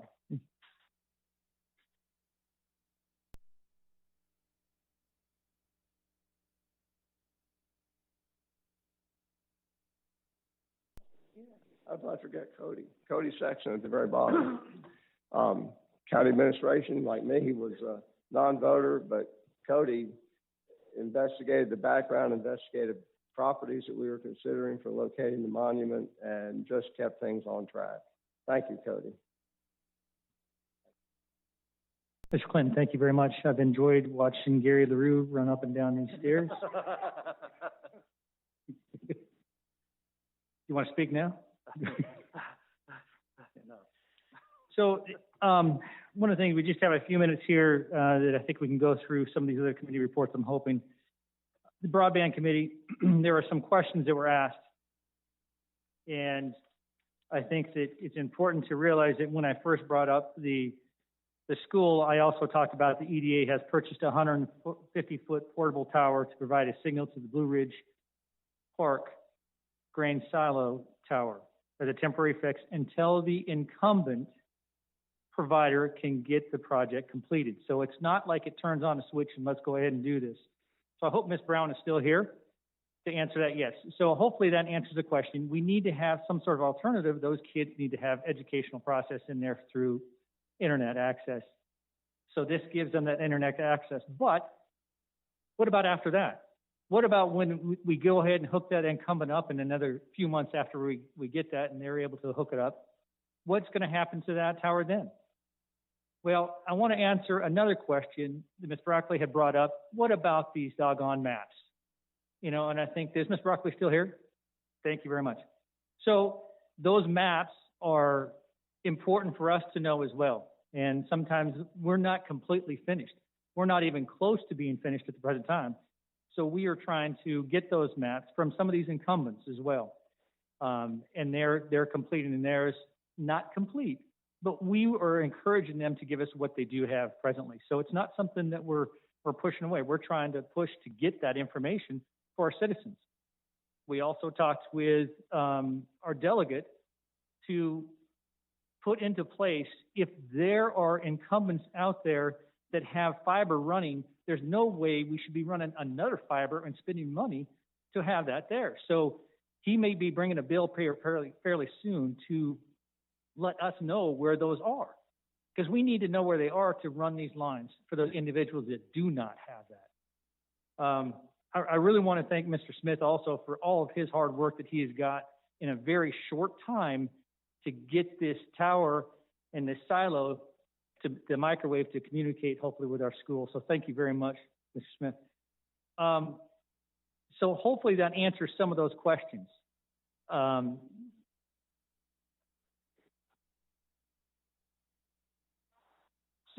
again, it takes time to set those up. And they don't have that access.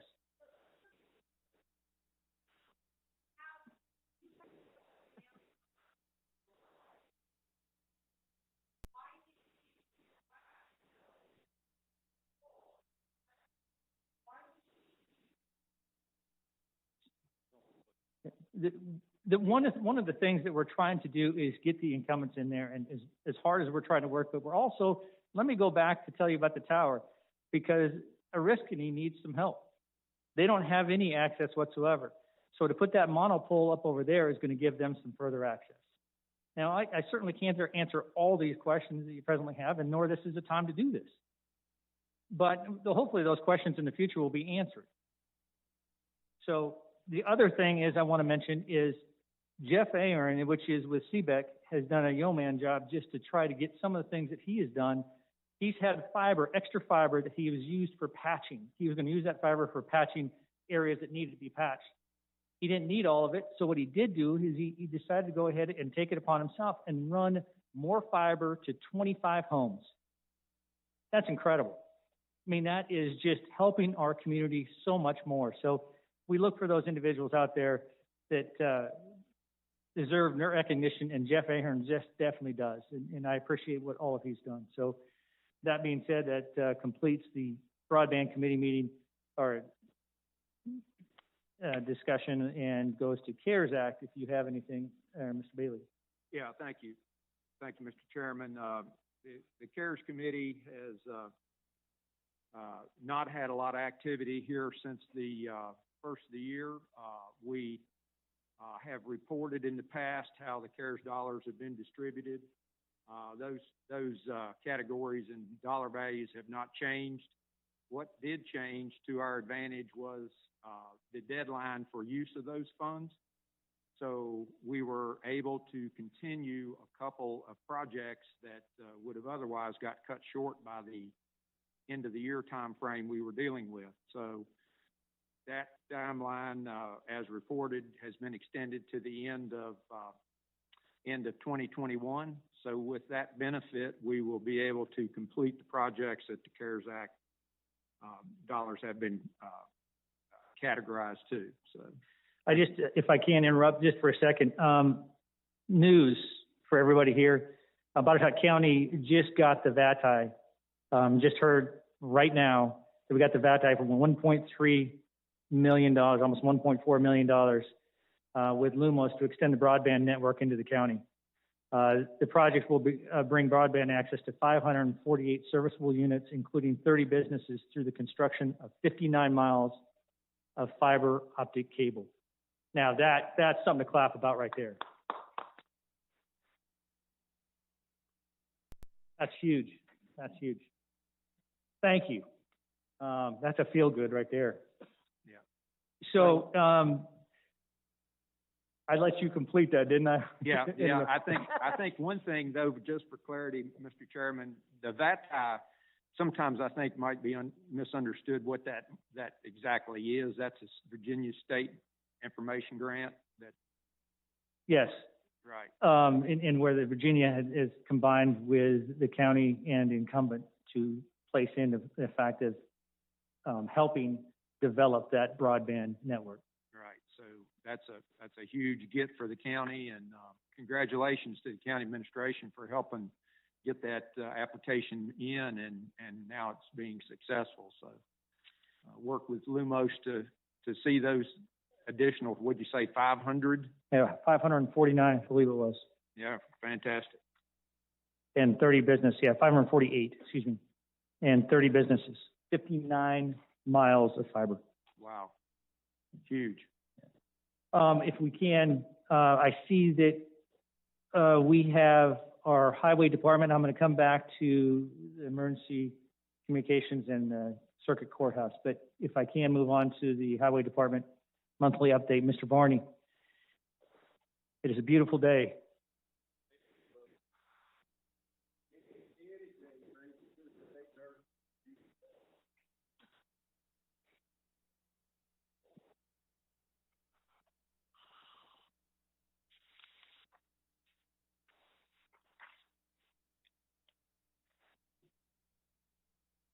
I know you think I'm looking for a crow, but I'm not. You're not looking for the crow? No, sir. No, sir. No crow today. Mr. Chairman, and members of the board and public, staff, it certainly is a beautiful day in Botetourt County, and it's a privilege to be here. And thank you for the opportunity. The report you probably should already have. We might just go down that relatively quickly. There's some change I wanted to add to the construction on 220. We found out that Chatham Road, which is a road that parallels 220 and has two connection points, one north and one south, in a relatively short distance, that the southern entrance is going to be closed and traffic will have to use the northern entrance to get back in there. But that's going to occur around the first few days of next month. And that wasn't in your report, so I did want to let you know, and maybe the public might hear and may know as well. Anyway, the board report for 220 you have there. I'm certainly not going to read that to you. There's an awful lot going on. And I would, again, reiterate, they are scheduled to be complete on time, which is the fall of this very year we're in. So that's really good news. I gave you a list of the secondaries that were going to be resurfaced. Ms. White, ma'am, I'm not sure if you have that list or not, but I will put it on my agenda to make sure that I email that to you. And along with that, I would like to extend my congratulations on you joining the board. Thank you. With that email, you'll have my contact address. So if there's anything that you need from me, you'll know how to reach me, and I'll be glad to help any way I can. But I will send you that list, ma'am, so you'll have that. And then the list of the primaries is shown. So there's what the resurfacing schedule looks like. You'll remember we took a little bit of a hit on that thing, so it didn't turn out to be quite as bad as I was afraid it might, but anyway. County waste transfer, that thing's moving forward. We got that exception for the access management exception for the entrance. So that thing's going, and that the approvals have been sent out. Orchards of Ashland, there's a new phase of it starting up. We're working with those folks. We've had some discussions with them about some interconnectivity and some things like that. But that site plan for that extension is currently under review. Little Coochies, we're also working on an access management exception for that particular project. That looks like it's going to be resolved here relatively quickly, and they'll be able to move forward. They have an issue as well about how far they are from Reed Mountain Road, but there's a commercial entrance right across Teresa from them, and they're going to line up with that. So good over there. Probably ought to be good over here. We think that's going to go forward, and then the person that reviews that is actually the PE manager in the district, and he takes a look at those, but that it seems very reasonable to us that would continue through without any hitch. Permits, you see, we've issued a few there. Any questions about those? Murray Drive road improvements. Let me update you on where we are. You know what? I didn't realize that I had my daggone. My problem is I can read fine without my glasses, but I need them for distance. And for some reason, as I've gotten to be an old man, when I get out in the sunlight, I need the sunglasses, and daggone, I forget to take those things off all the daggone time. Anyway, I wasn't trying to be too cool for school.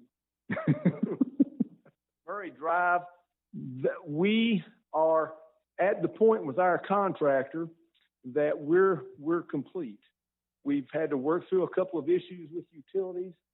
We've got some stone down for the buses to use. The buses will continue to travel to and fro over that stone. When the opportunity arises and we have temperatures and asphalt available, our goal is to put down a base course on that stone so that they can then be driving on a base mix. We may have to surface treat that a little bit, but that would be the next step in this project. It may be due to weather conditions or the availability of asphalt that we don't actually get to that point until later in the year. It may be April or May before we actually finish the paving. It'll definitely be April or May before we finish the paving, but it may be that far out before we can put the base course down. So in the meantime, we'll just have to maintain that gravel road surface for the access to the school. But praise the Lord, that thing is finally to a point where we're going to be able to release our site contractor until the asphalt gets down. Then we'll come back and work on the shoulders and do some of that cleanup work. So that project is moving along, and finally, we were afraid that was going to be a legacy project, but thank goodness that thing is going on through. Stone Cold Road, we still continue to work on that. There are some issues with folks, particularly those that live on the upper end of Stone Cold, that live on the 30-foot prescriptive section, that it looks like we're going to probably need a right of entry agreement from them to lay back the banks for the ditch to get the drainage right. We're beginning to work on that. There's about 5 or 6 folks up there that we're going to have to talk to. But one of the environmental permits that we were hoping to get, we have now got in hand. So it looks like we may be able to start a little bit of that work relatively soon. The exit 150 roundabout area, couple things. I think I told you that we had a project for the landscaping. It got advertised. That went through some maturations. Anyway, we ended up without a contractor. So that project is currently in the process of being re-advertised for bid. We are very hopeful that that project will still be able to move forward in the spring when planting season comes. So that's one item.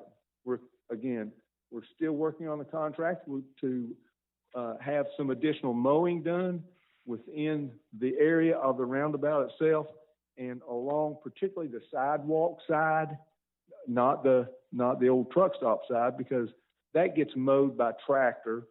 There's no sidewalk or that kind of thing over there to actually mow. But we are putting together a contract, and we're going to advertise to mow along the sidewalk areas to do a little bit better maintenance in there.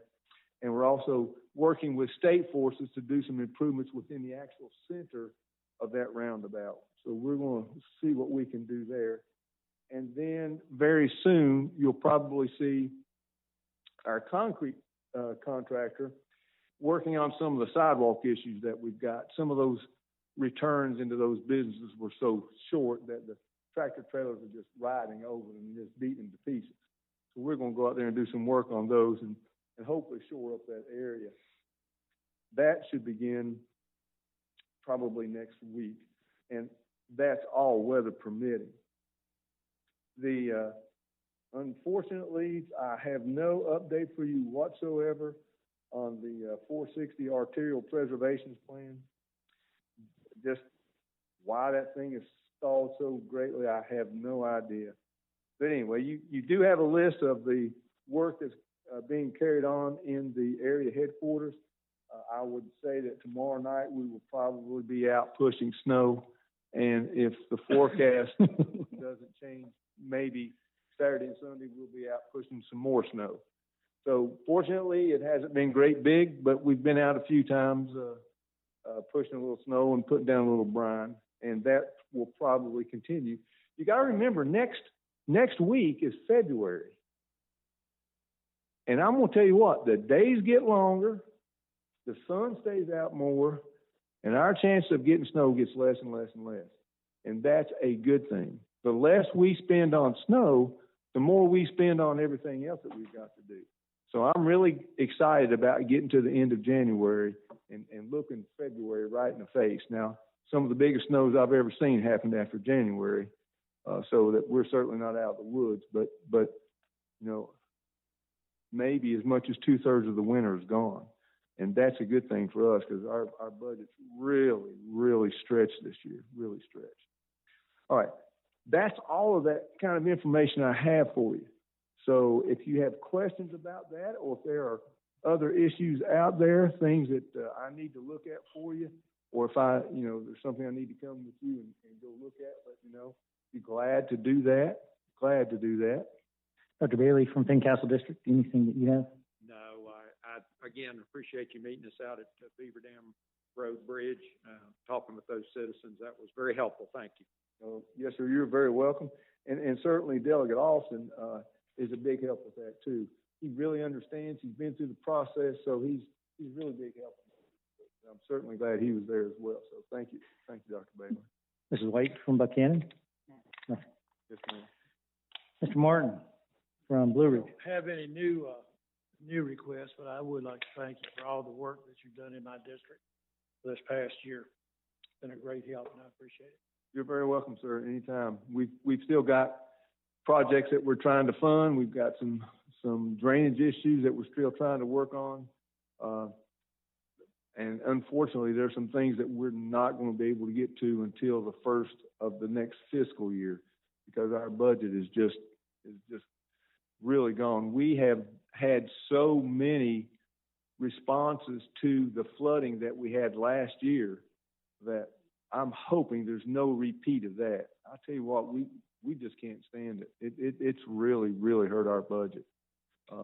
And I'm not the only one singing the blues. All of my counterparts in our district are facing the very same situation. So we're up against it this year, that's for sure.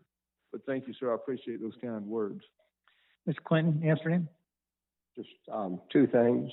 The first one is we reserve the right to remind you next spring of all the money that we're going to save in February, okay?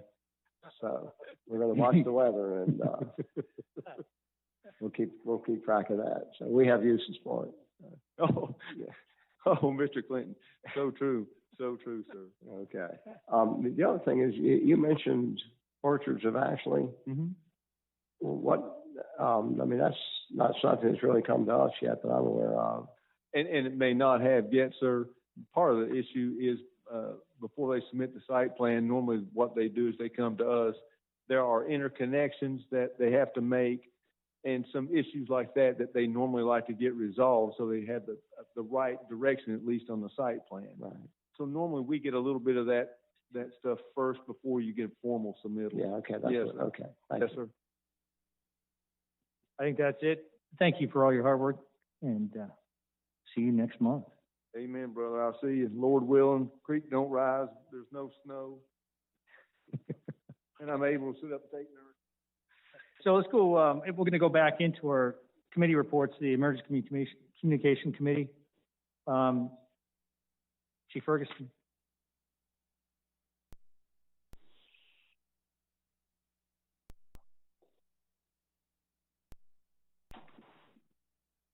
Good afternoon, Mr. Chairman, members of the board. The Emergency Communications Committee met on January the 14th and held 4 virtual interviews with the top 4 firms that were identified by the committee in December after reviewing 13 RFPs for the initial phase 1 of the emergency communications evaluation of our current radio system and to look at the projections of what the future could look like so that the committee can progress in its work. What you have before you today is a recommendation to request you all to authorize us to conduct negotiations with the firms in the order they are listed, starting with our number one identified firm, which is Morecom International, followed by Mission Critical if we're not able to make negotiations work with our number one, and so forth. So while we came back with the 4, we feel comfortable that all of those could do the work, and we just felt that Morecom had the best presentation and the best response to our RFP, and felt like we should start with them first. If I can, does anybody have any questions? If not, then I would like to make a motion to conduct the negotiations as mentioned. Do I hear a second? Second. All in favor? Aye. Thank you very much. I know 13 of those things was just not, that's a whole lot to go through. If we could move to our Circuit Courthouse Study Committee. Either Dr. Bailey or I could do this. We are going through options. We've narrowed the options as far as what to do with existing facilities, what to do in the way of new construction. We have a meeting this coming Friday where we hope to narrow that down further with the larger committee. But by and large, I'd say we're on track. You know, we were thinking about concept design by middle of March, I believe, and don't have any reason to think that we won't make that in terms of the design. We're also investigating alternative sources of financing. We always have the conventional sources at hand, but we're looking at alternative sources as well. So moving along. Great, thank you. You want to add anything? I just would just add real quickly that it is it's a big committee that's involved with this. There's the town of Fincastle, the sheriff's department, the members of the bar, Botetourt County Bar, Historical Society. Of course, county being represented. So, there's a lot of moving parts in this thing, and there's a lot to consider. And I think, this committee is pretty well rounded to be able to take a lot of different ideas and hopefully come out with a really good project here. Thank you so much. It's certainly a laborious task confronting you, so thank you for your time. Does any board member have any comments other than welcoming Mrs. White to our board?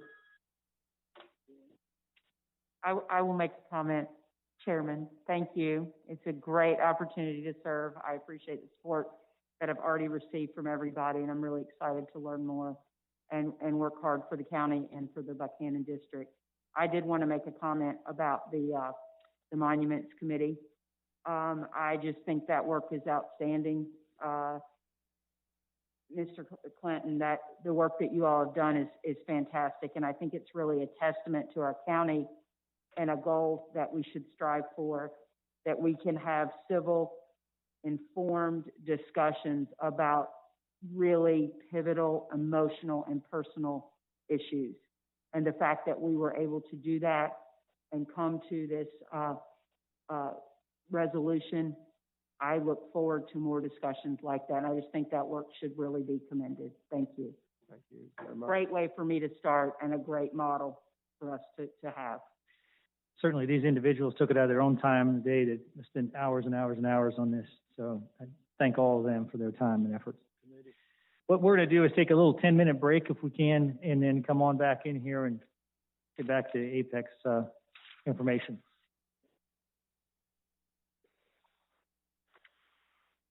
We get caught. Mr. Martin, is that all right?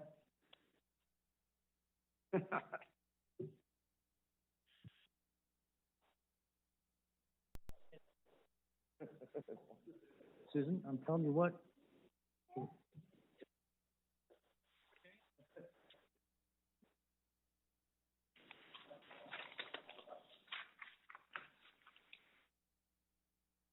I could keep me straight.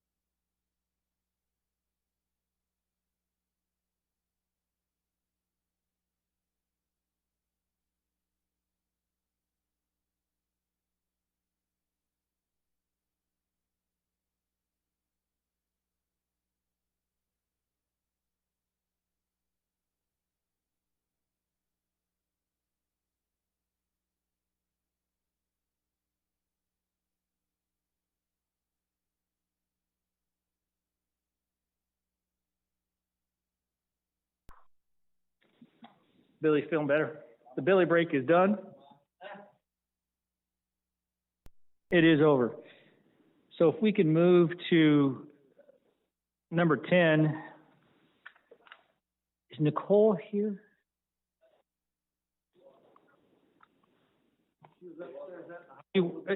I get the screen. There we go. There she is. I'm here. Nicole, if you could give us a update on the Apex Rocky Forge project. Absolutely. Thank you, Chairman, members of the board.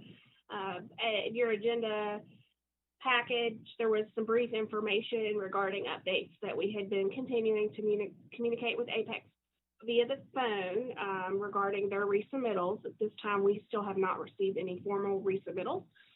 I did speak with Mr. Johnson this afternoon. He let me know that the anticipated resubmittal date for a complete application would be in mid-February, and that they are wrapping up the geotechnical studies.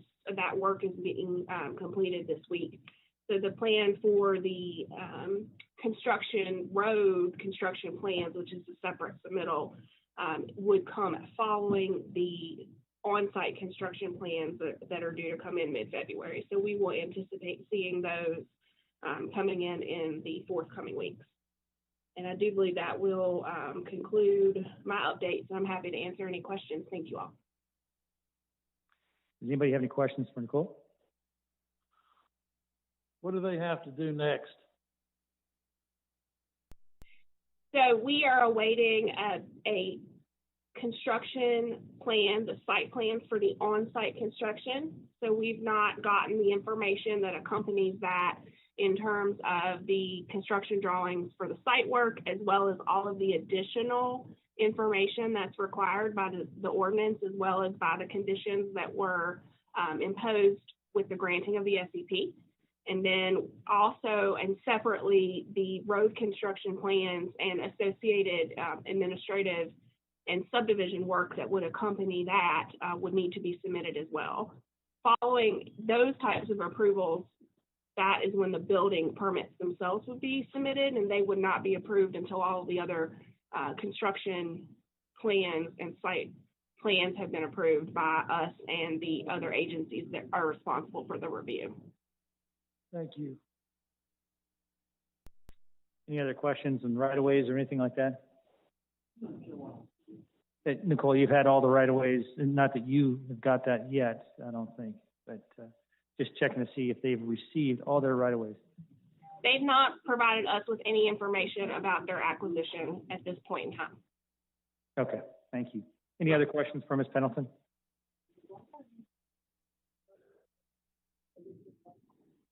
I'm sorry. If you can get together with Nicole and see.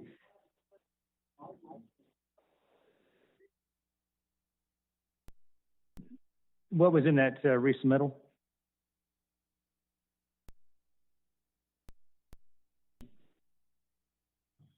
Nicole? So we've actually only gotten one set of plans that were submitted to us. We've not seen a resubmittal yet. Okay, thank you. You're welcome. All right. Sorry, I'm sorry. You go ahead. All right, and moving on to our next one, number 11. Mr. Pearson requests of authorization to advertise a public hearing for Planning Commission on proposal text amendments.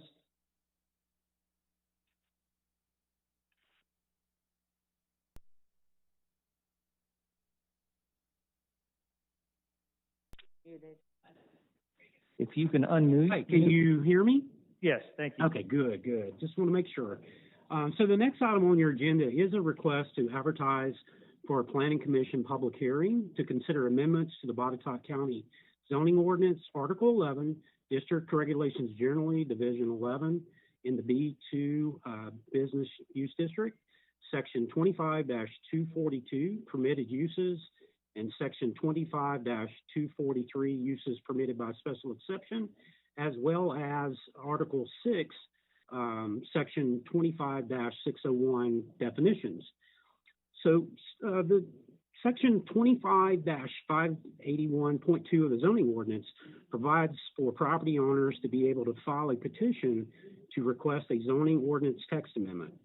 Jonathan Young, on behalf of Yellis Properties LLC is requesting that the board consider amendments to the zoning ordinance to amend section 25-242 permitted uses for the clarification of a existing listed use, hardware lumber, by renaming the use to hardware store.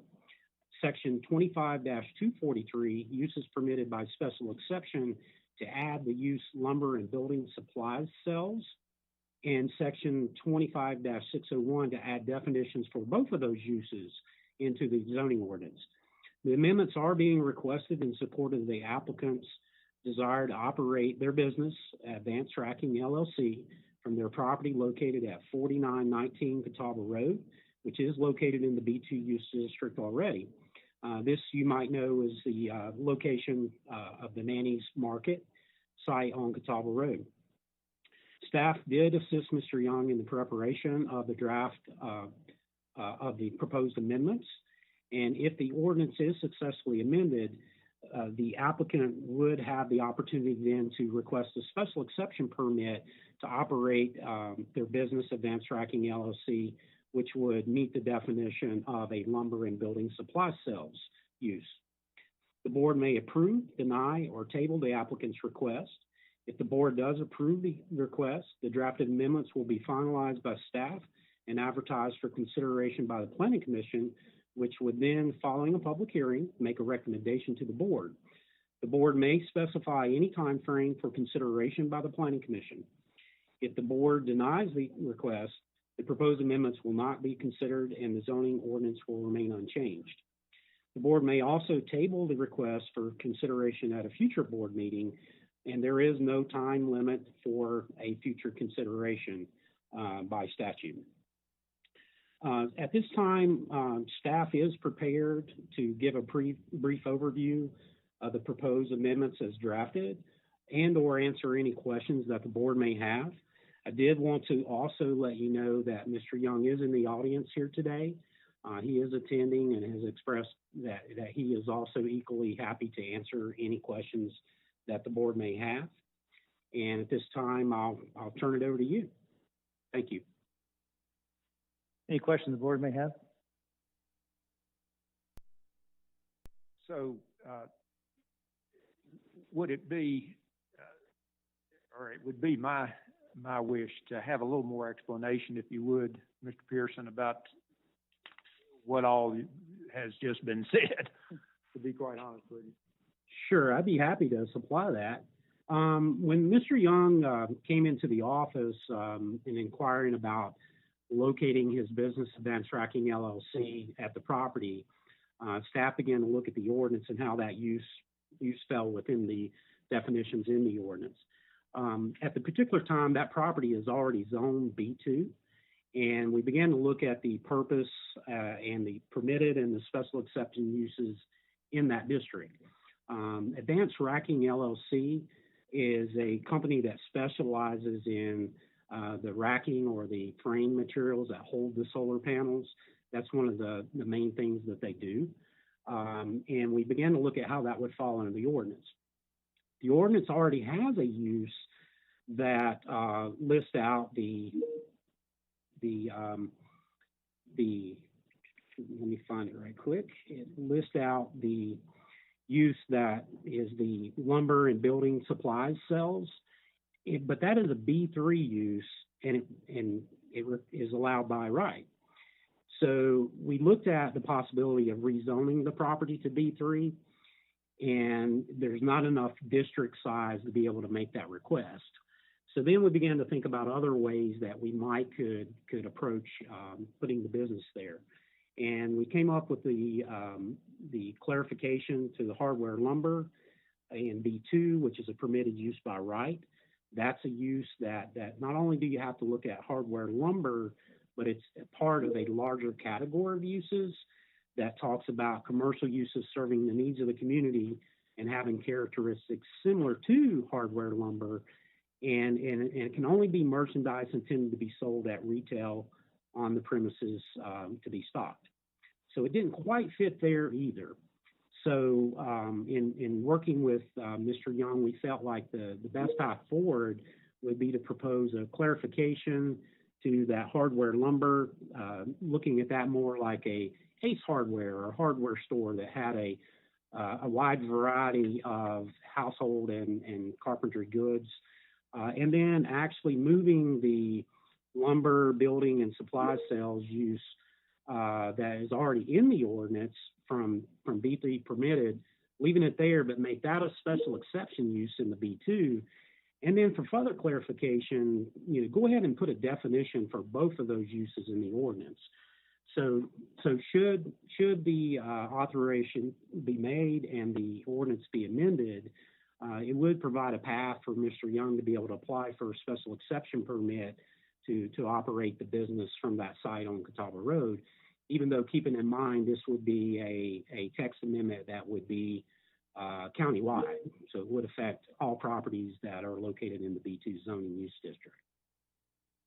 So what you're asking, after we review what you have here, the county is asking or requesting to advertise for a planning commission public hearing to approve the articles and sections here that you have documented. Is that correct?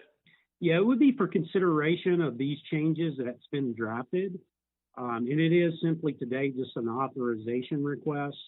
So if you did approve the applicant's request today, it would simply allow staff to advertise for a public hearing before Planning Commission. And we would do so, and that would go to Planning Commission for their consideration and recommendation to the board. And then it would come back to you for a public hearing to see whether you wanted to amend the zoning ordinance or not. Do you see any negative impact on this as far as us approving you all to advertise for a planning commission public hearing? Staff wouldn't. When we looked at it, we really tried to look at the purpose of the B2 use district. And the B2 use district is a little bit more focusing on business serving the needs of the community. This particular business does some of that, but they also serve a larger market in the discussions that we've had with Mr. Young. And that's the reason why we felt like it would be appropriate as a special exception use. Not every type of business would necessarily be appropriate at every location, but as a special exception use, it always gives the Planning Commission the ability to recommend conditions to mitigate any concerns, and the board certainly can place any conditions on an SEP use to mitigate concerns as well. And that way you can get into a little bit more site-specific of where such a use would be located. Dr. Bailey, does that explain? Good. Yeah. All of them? And can you clarify the location? And am I correct to understand that if this was the case in this location, it could also be applied to other locations? Yes, ma'am. This is, anytime we amend the zoning ordinance, it would be applicable to any property within the entirety of the county that would be zoned in the B2 business use district. In this particular case, it is being done in support of the applicant's request at their property at 4919 Catawba Road, which is the site of the old former Nanny's Market site. But keeping in mind, it is the zoning ordinance and would be applicable to the entirety of the county. Mr. Chairman, if I can make a few comments. I've spoken with Mr. Pearson about this at some length and also with the requester. And it seems to me that where we are right now is the requester is just kind of caught between two sections of the zoning ordinance, B2 and B3, and didn't quite fit either one, but comes pretty close to B2. And like Drew said, the major difference probably is B2 and generally assumes neighborhood commerce, and this will be some outshipment of goods. But I think that's a really minor consideration. And as he says, Nanny's Market, it needs improvement. To me, it's a good use of that property. And it looks like a good business too, that he's got going. So to me, it makes sense. Certainly to take it to the next step with the public hearing. So is that a motion? It can be if you'd like it to be. Yeah. So we have a motion and a second? All in favor? Aye. Aye. We have a 415 in front of us here at number 14, at Freedom of the Information Act and Conflicts of Interest training session that Mr. Lockaby does every year and loves it.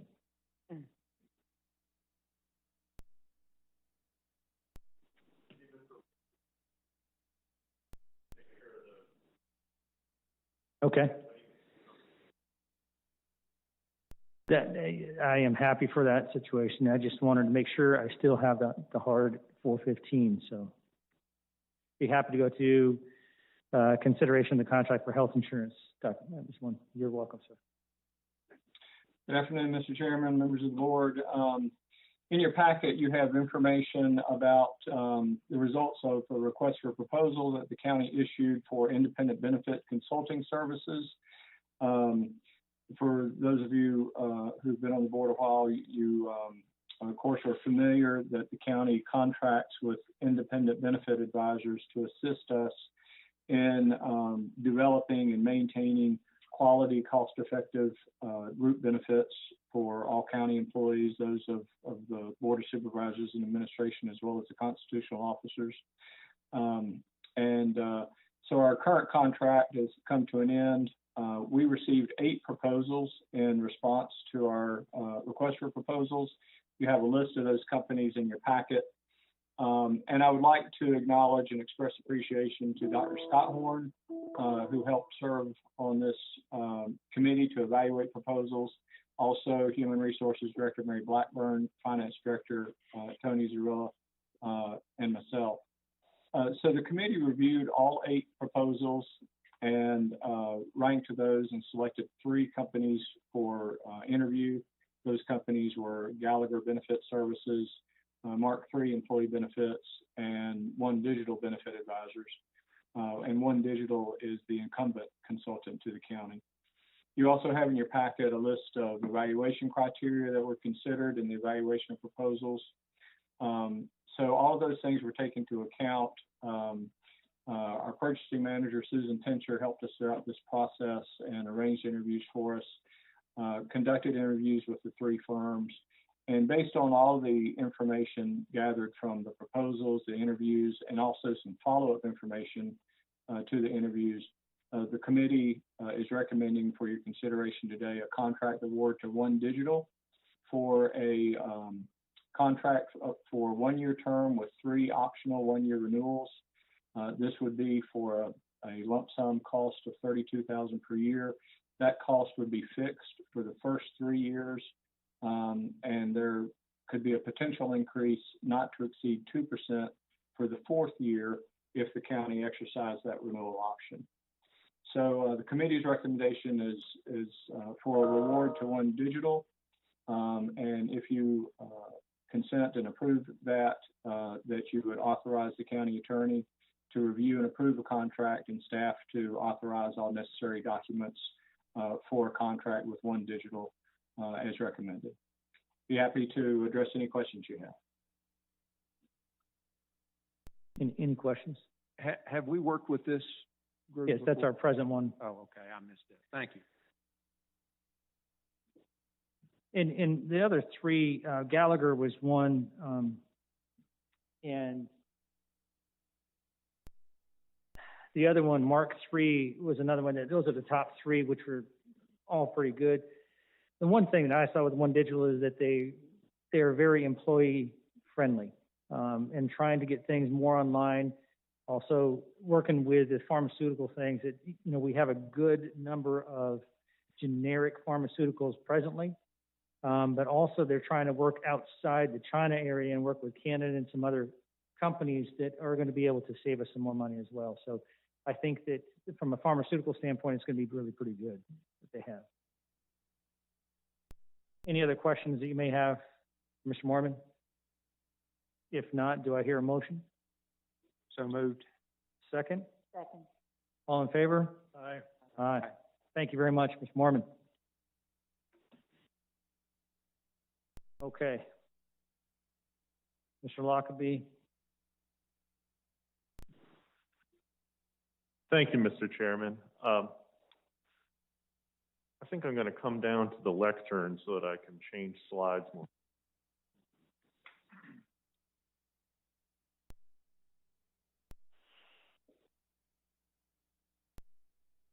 Let's see here.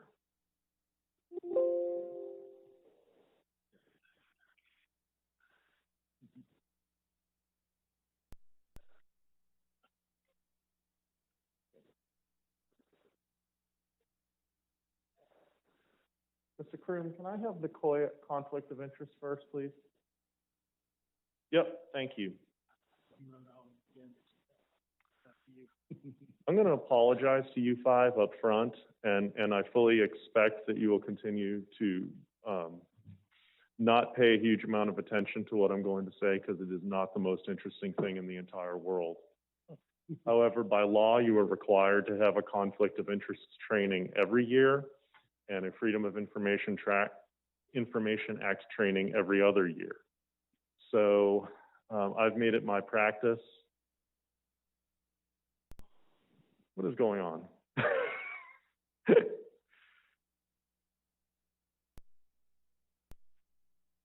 Okay. And so I'm going to do my very level best to make this as entertaining as I possibly can, but it is not an entertaining topic, and I'm really sorry, and I can't do more with my material than it will let me do. Conflict of Interest Act, also known as COIA, is the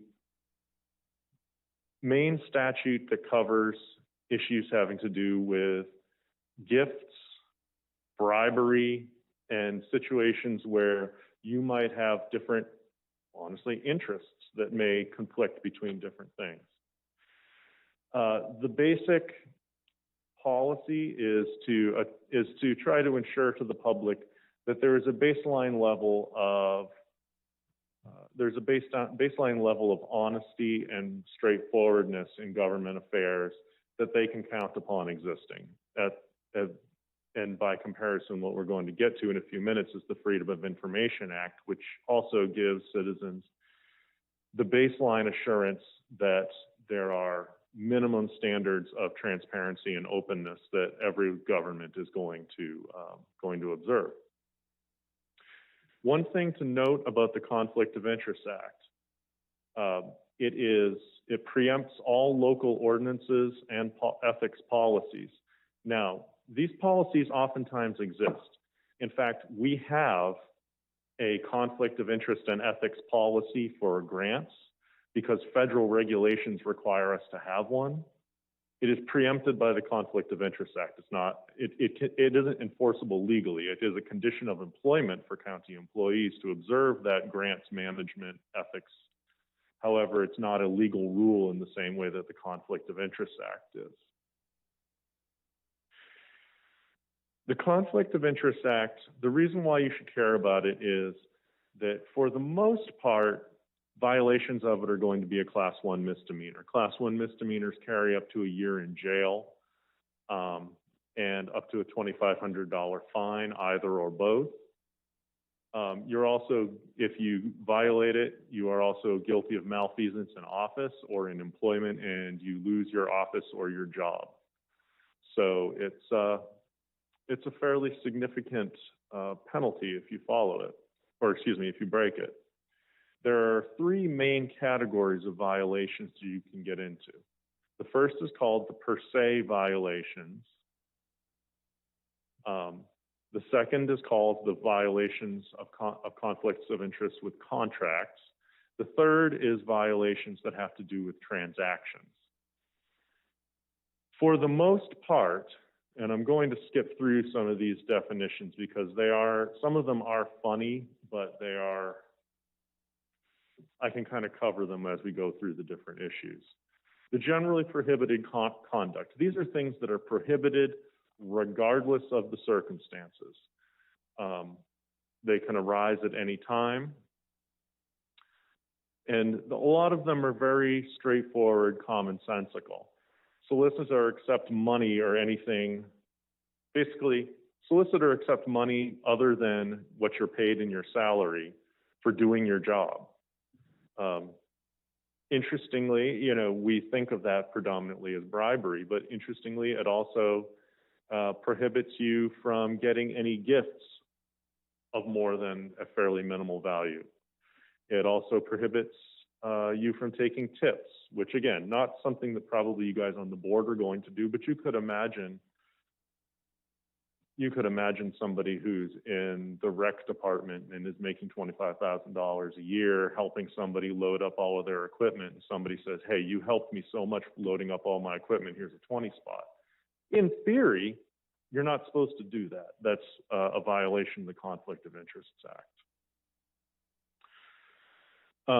You can't take anything of value for helping somebody get a job with the county.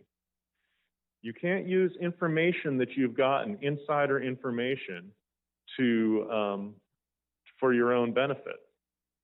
Now, or for the benefit of a friend of yours or someone that you know. Now, this, of course, is really interesting because what happens, I think that all of us who are involved in local government, we know all sorts of things, some of which we know half of through public means and half through means of the board, and half, it becomes a great big sort of jumble of the things that you know. Err on the side of caution. If you think you learned something from a conversation that was probably confidential in the context of working with the county, don't use that to your own benefit, and don't tell your friend who you think would be pretty likely to do that if given the opportunity.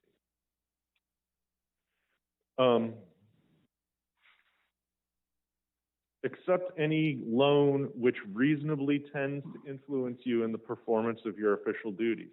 Now, it's important to note, this is reasonably tends. It's not whether it in fact affected what you personally did.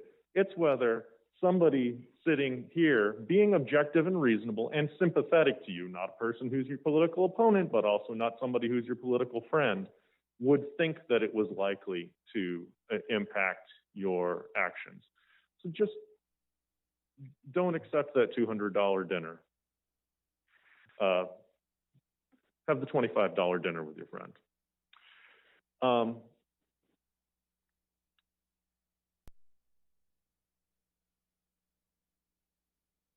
Moving to accepting, and again, the number 6 here is a very similar issue. It's whether, if you are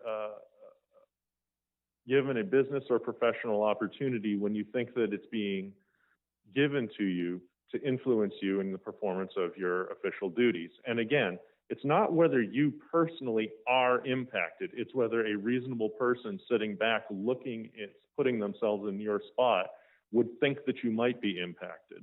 So it's a relatively high standard. Accept any honorarium, which again, you know what that is. Accept a gift from a person who has interests that may be substantially affected, where the timing and nature of the gift would cause a reasonable person to question your impartiality.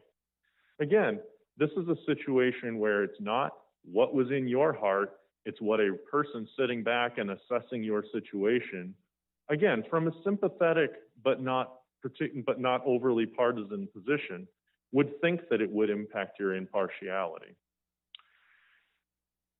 Number 9, accepting gifts from sources on a basis so frequent. Again, it's the same idea, except that it's not a single large gift, it's accepting many small gifts on an ongoing basis.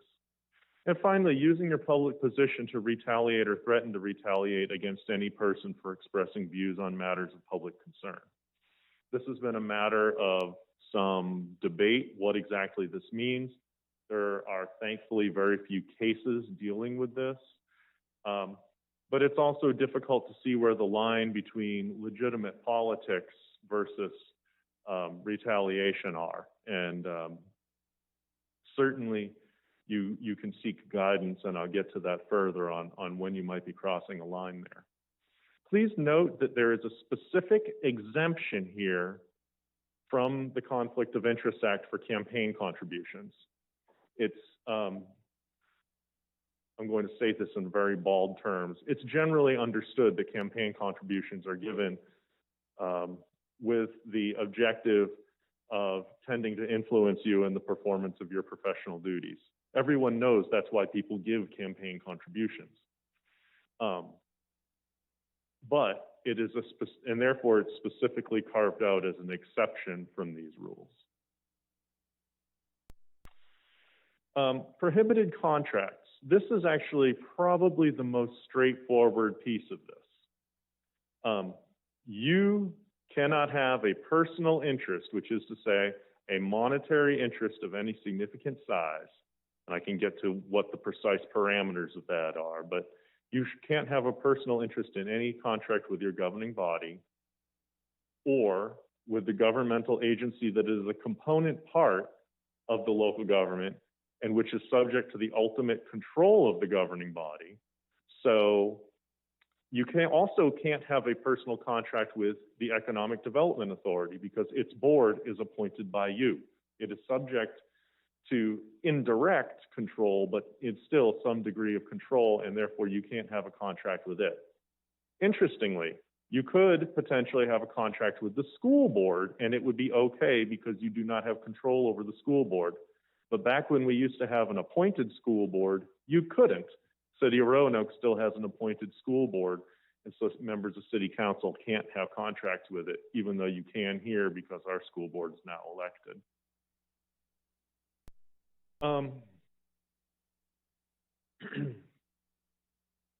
It doesn't apply, of course, to your own contract of employment. It doesn't apply to contracts for the sale of goods or services at uniform prices. Otherwise, say Hunter Young on the board of the Western Virginia Water Authority couldn't buy water from WVWA. That doesn't make any sense. He can buy water at the price at which it's offered to everyone.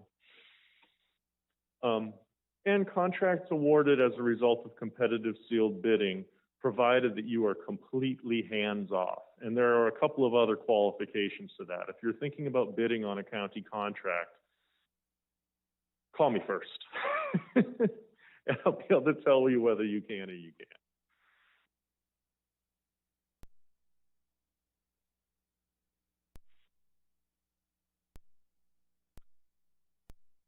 So these are very straightforward.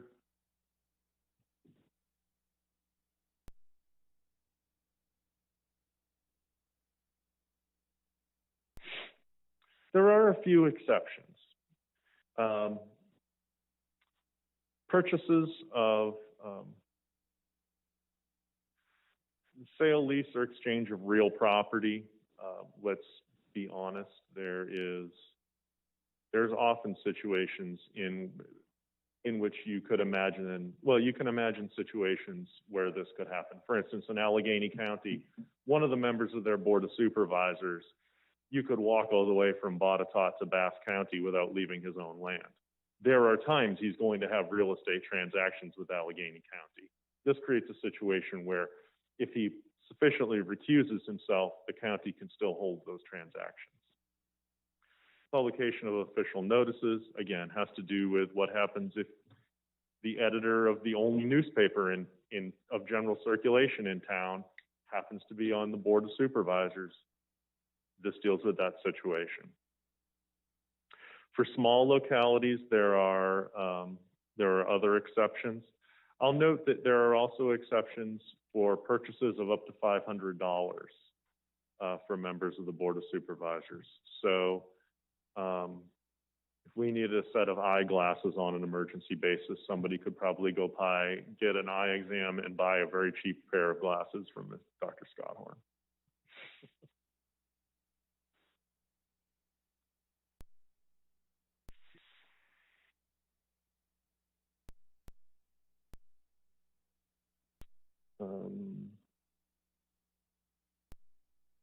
There's situations also where your spouse can become involved. Now, I want to get to the issue of what exactly is a personal interest. A personal interest is your personal interest or the interest of a person who lives under the same roof as you and who is your dependent or is financially intertwined, which is to say, a spouse or domestic partner, a child who is your dependent, a parent who is your dependent. So if you have a mother-in-law department, but your mother-in-law is still earning $50K and running their own show in your mother-in-law apartment, not actually a personal interest. However, if they're dependent on you, then if you're claiming them as an IRS dependent or could claim them as an IRS dependent, then that individual, if they got a contract with the county, it would be a personal interest imputed to you. So it's worth paying attention to that. On the other hand, if you have a child an adult child who's out living independently, it's not a personal interest if they wind up having a contract with the county. You might still decide that you're going to ask them, please don't do that because it would look bad for you, but it's not illegal for you to do so. I love these changes, Jason. Where it starts to get weird is prohibited transactions. A transaction is anything that the government does. Obviously, those first ones having to do with gifts and prohibited actions, the per se prohibited actions, those are all pretty straightforward. Contracts, you know when you're entering a contract, you're buying or selling things or you're agreeing to provide or receive services. You know when those things are occurring. Transactions, well, transactions are a much more complicated and not to say subjective, but almost difficult to notice at times during the passage of your normal day. Transaction is any time that the government is conferring or receiving a benefit relating to you. So you have to disqualify yourself if the transaction applies solely to a property or business or governmental agency in which you have a personal interest, or an affiliate of a business in which you have a personal interest. Or you fall under the following three items. Unless you fall under the following three exceptions. You can participate if you're a member of business, profession, occupation, or group of 3 or more persons whose members are affected by the transaction. You can imagine the situation where a member of the Board of Supervisors was a volunteer firefighter. Can you vote on the budget? Well, yes, you can, because it affects a gigantic class of volunteer firefighters. The amount of money appropriated to the volunteer fire EMS system as a whole, it affects hundreds of people. So you would fall within that small group. You could declare, hey, I'm a volunteer firefighter. I can still act objectively on this. Disclose, go ahead and vote. There's a particular bit of language to that. If you wind up in that situation, ask me and I will help you put together the language so that you can read it into the record. Second thing is you can participate in the transaction when a party in the transaction is a client of your firm if you do not personally represent or provide services to such client. This has to deal with attorneys and lobbyists, let's be honest. If you're, if this would never actually happen to me, but let's say that one of my law partners was advocating before a board of which I was a member. They could do that. I could not personally be involved. I would have to be walled off. However, my partner could, under the Conflict of Interest Act. As it happens under legal ethics, that could actually never happen. I'm not 100% sure why this statute exists here, but it wouldn't be criminal for that to happen. It would merely get me in trouble with the bar. You can also participate in the transaction if it affects the public generally. And again, this is the exception that deals with you guys voting on the tax rate. You are all owners of real estate that in Botetourt County. This will impact you. It also impacts the other, 15,000 or so property owners in the county. So it's simply not an issue for you to be voting on that item. So if you are disqualified from voting on a transaction, you have to that has to be recorded in the public records. And so you would, probably shoot an email to Ms. Fain. You would probably, and then you would not participate at all in the transaction. That doesn't mean that you get to advocate and lobby the other board members and then just say, I'm disqualifying myself and not voting. It means when somebody asks to talk to you about it, who's another board member, you say, I have a conflict. I need to be hands off about this. You know what my feelings are, but I'm backing off. I'm not going to say advocate for it or not.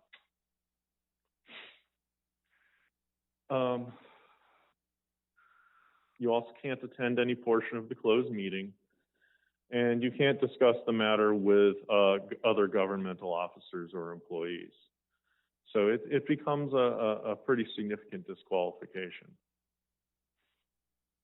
However, you can represent yourself provided you're clear about it. So let's say that one of you was seeking a rezoning for a piece of your property. You could not talk with other members of the board. You could not talk with other members of the planning commission, except for if you were disclosing your interests to everybody and you were communicating clearly with the planning and zoning office about what your actual role in the transaction was. Being clear that you are an advocate on your own behalf, not acting as a member of the governing body. Finally, you have to file forms. Tis the season, right? Mrs. Fain has given you all forms that you need to fill out. I'm not going to go through the exact details of which forms you have to fill out.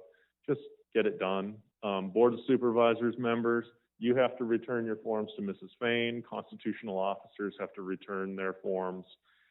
File them electronically, actually, with the State Conflict of Interest Advisory Council.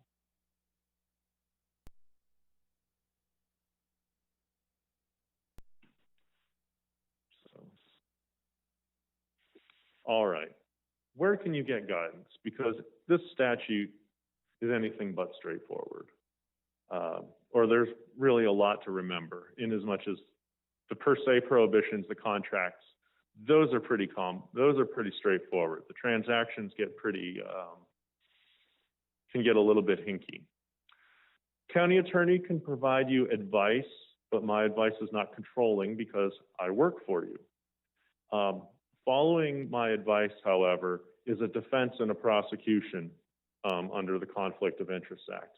So you get advice from me, I give you a written opinion. John Alexander brings you up for prosecution. You say, look here, I got a letter from Mr. Lockerbie that said what I was doing was fine. Assuming that my interpretation is reasonable, that will get you off. However, it's not an absolute defense. An opinion from the Commonwealth's attorney is an absolute defense.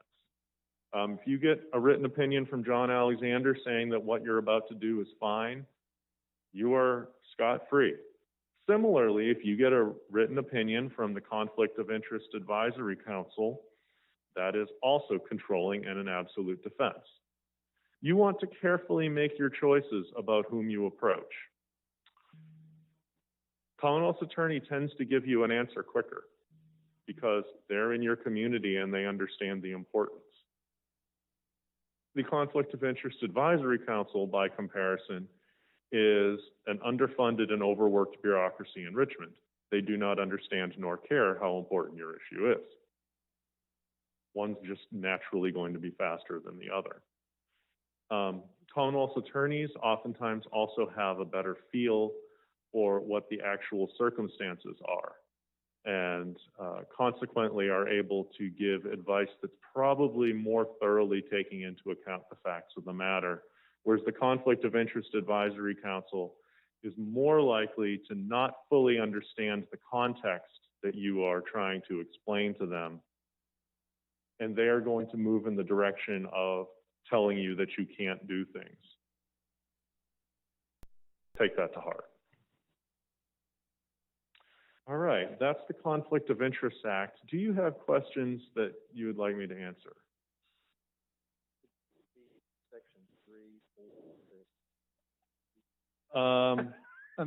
He is not on the board. Meeting. All right.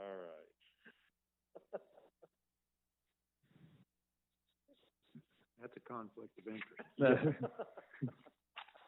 FOIA is slightly more interesting. I know that that's a very low bar, but at least I have pictures. Freedom of Information Act is the basic statute that deals with transparency in government, sometimes called the Sunshine Law.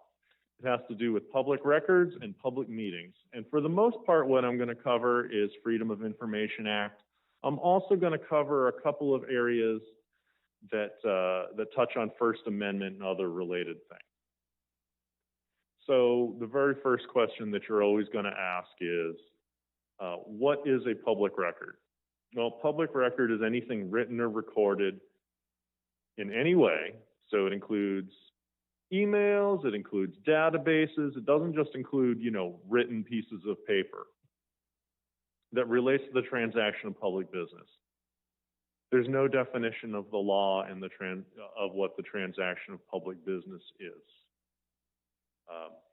I use the example of talking about how shocking it is that Aaron Rodgers managed to lose a fourth NFC championship game.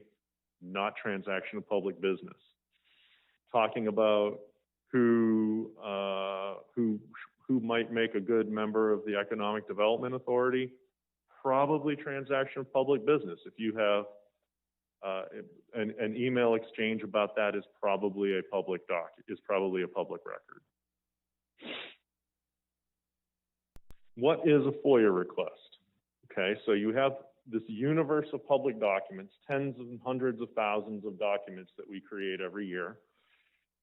A FOIA request is any time that someone asks a government official for a public record.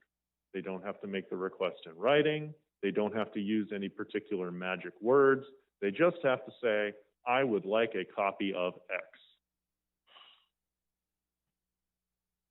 So, you can, however, require that the person who's asking for it give you their name and address, and oftentimes you want to write down what it is that they're asking for, and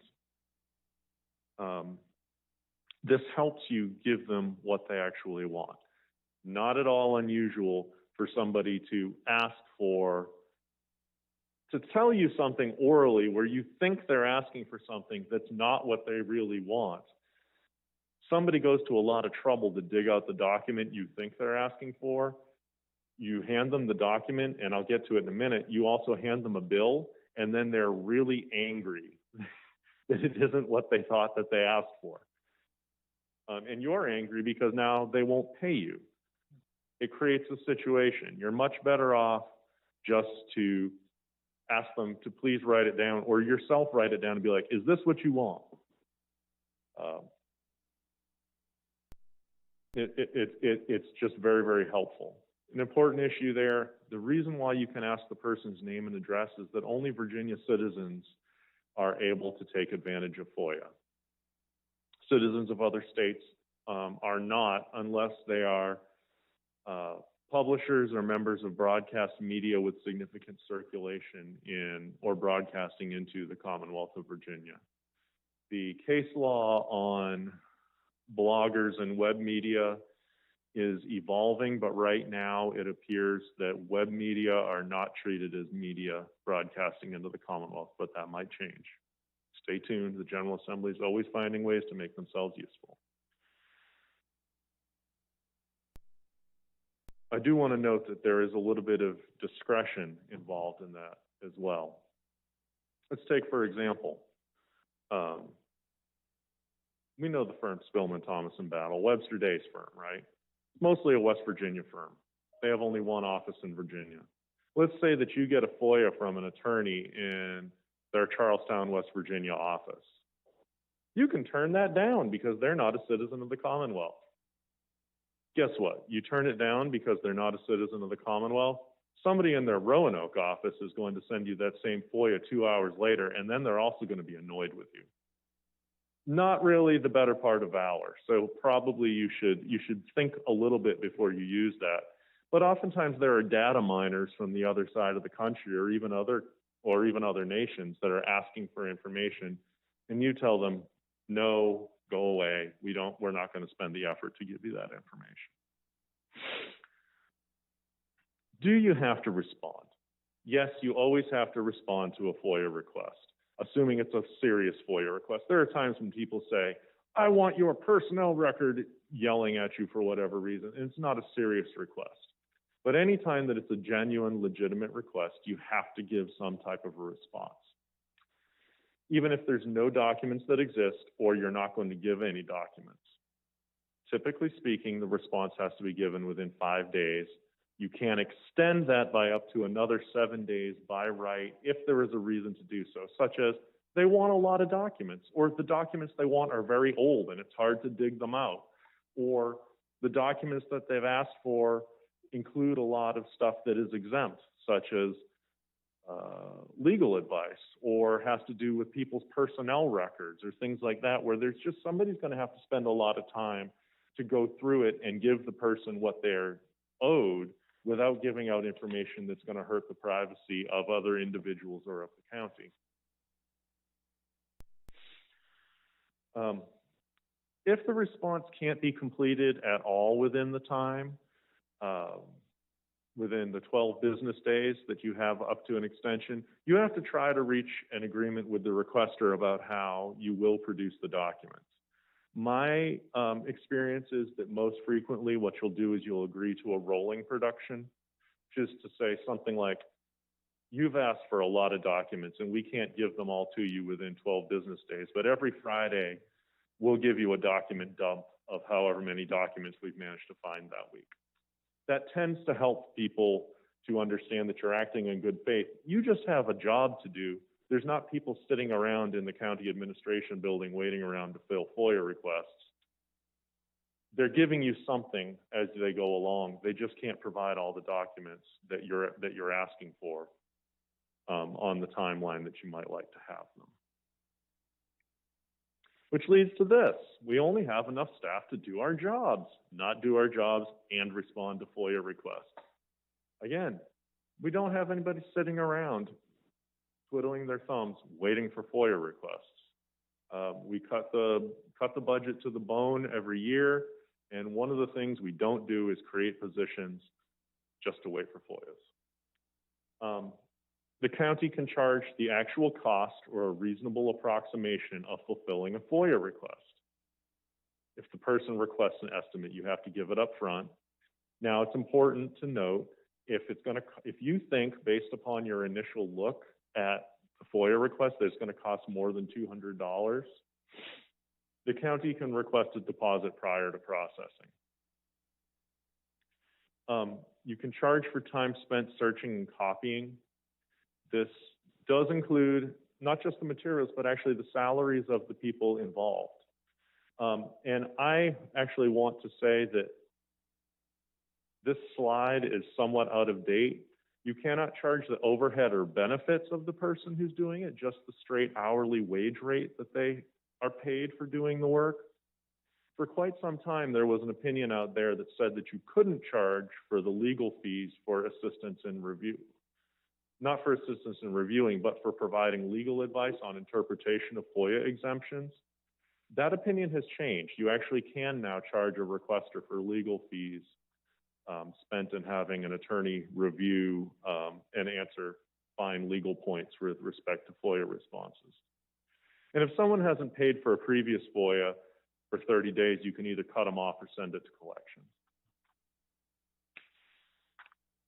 FOIA officer. FOIA officer is a relatively new office that came into existence, I would guess it's probably 5 years ago now. But it was kind of a big deal because state agencies had long had FOIA officers. State agencies oftentimes have somebody who, a good portion of their job description is just replying to FOIAs, which is to say that person that doesn't exist in the county organization here in Botetourt, as I talked about with my previous slide. But the state required us to designate someone beginning about 5 years ago.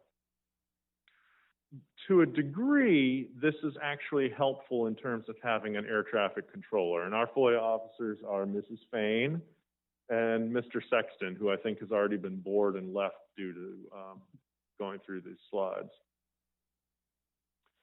They're going to take on the air traffic control of what to do with a FOIA request. So Mr. Martin gets a FOIA request. He passes it on to Ms. Fain. Ms. Fain figures out what department has she calendars it. If she doesn't understand it, then she calls the requester, clarifies it, figures out what department has it. If there are difficult legal questions, she calls me and finds out the answer to them. She does any of the redactions that are necessary.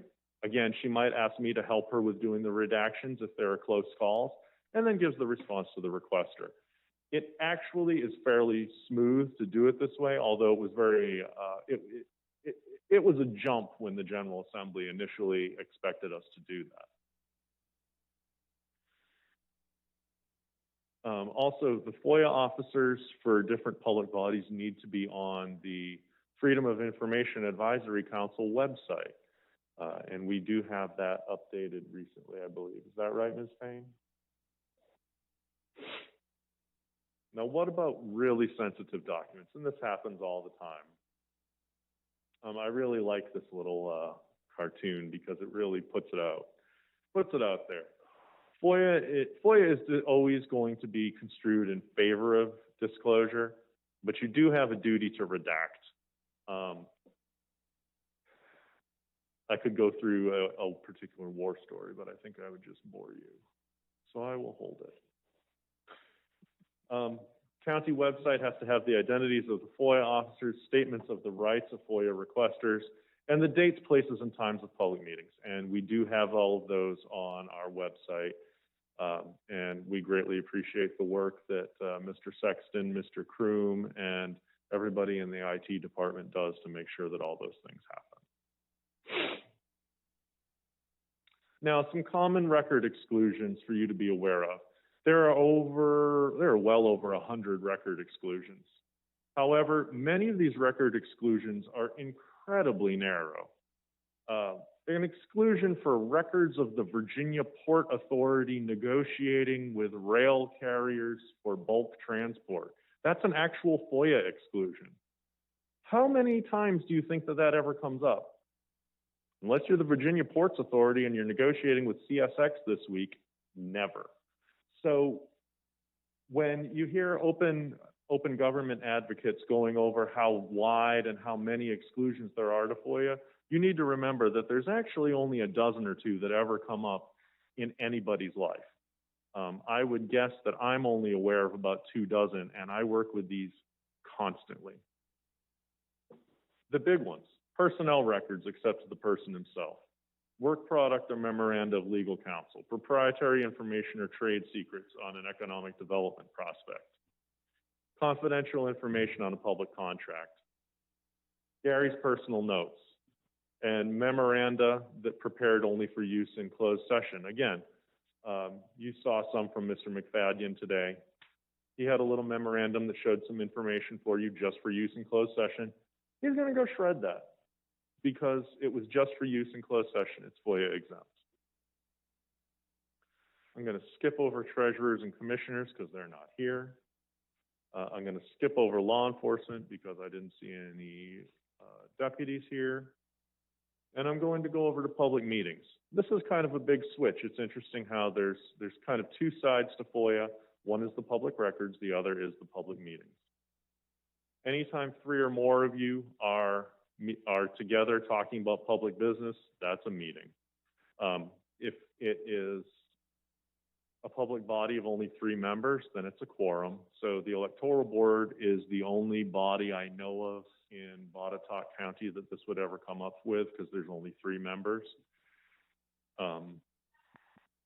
There's an exception for 3-member public bodies where 2 of them can talk to ascertain each other's positions and to schedule things, but they can't talk to convince each other of things outside of a public meeting. It is one of the strangest rules I've ever seen, but that's what the rule is. In order to hold a lawful meeting, you have to give public notice. It used to be that you just had to post it in the office of the chief administrator or clerk of the body. A few years ago, it was added to include the website of the public body, if any, and in another prominent location. An example might be the bulletin board in front of the courthouse where records of foreclosure sales and partition cases are. You do have to give notice of emergency, special, and continued meetings simultaneously to the media. You have to give agendas and agenda packages to the media at the same time that they're published to the governing body. You do have to take minutes. They don't have to be great. I have on several occasions been asked to give opinions on whether verbatim minutes are necessary. The short answer is no, they're not. There's actually some case law from the 50s and 60s about that. And no, you just need to have item by item. Here's the here X was discussed, Y motion was made, vote was taken. These four voted in favor, this one voted against. Next item.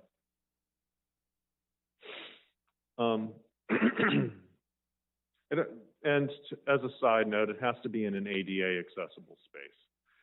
I know that all meetings have to be in an ADA accessible space. I know that this sounds like something that's common sense, but you could totally see yourself having a public meeting in a space that you couldn't get to without even really thinking about it. So you do kind of need to keep it in mind.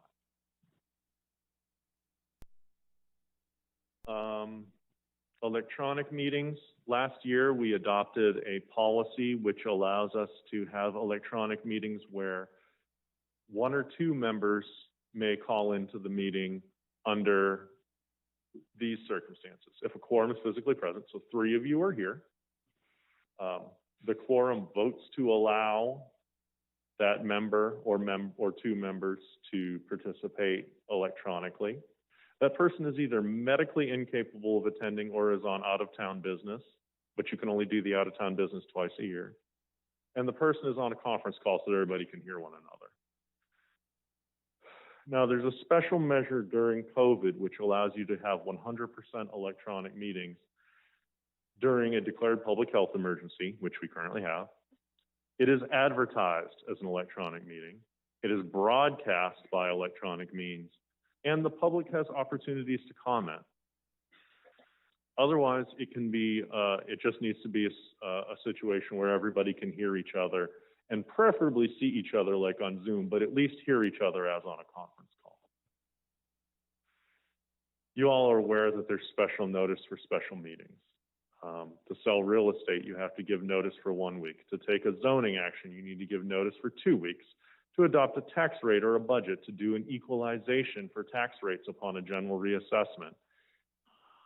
To vote to move a monument, there's a special waiting period and advertising provisions. These are extremely important to follow, and they are all different. This is why you keep me around.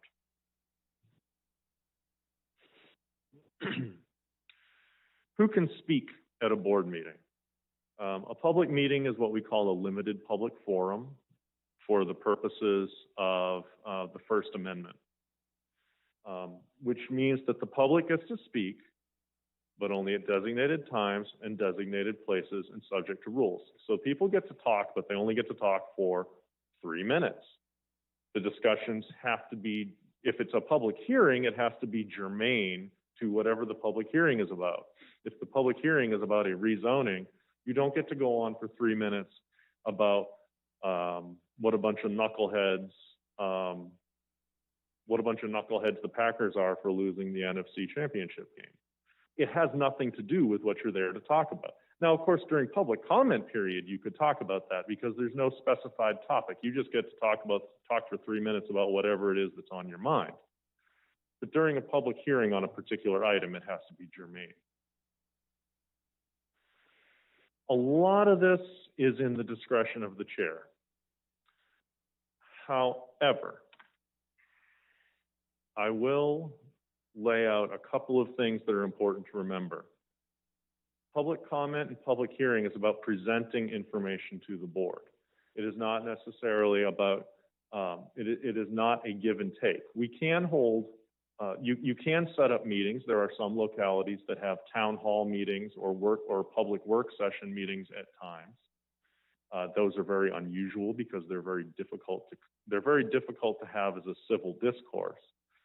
However, That's not the way that typically a public hearing or a citizen's comment is. It's about presenting information. It's about presenting views to the board. The other thing is that you oftentimes hear people you'll oftentimes hear people ask, what if somebody gets openly abusive? Or what if somebody gets curses? What if a person is frankly downright ad hominem attacking somebody? There's a school of thought that says as long as somebody is not physically aggressive, you let them talk, and I tend to myself subscribe to that view. As one very smart attorney said in a conference that I was once at, a continuing legal education conference, if the person is talking that way, they are self-discrediting. They are bringing their own views and their own selves into disrepute. They are not helping the cause they are trying to advocate.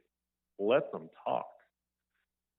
The person who speaks respectfully and tries to advocate a view is going to have a lot more success in pushing forward the views and the things that are important to them, to the political body that they may be trying to address. And so my recommendation to chairs is, when in doubt, let it ride.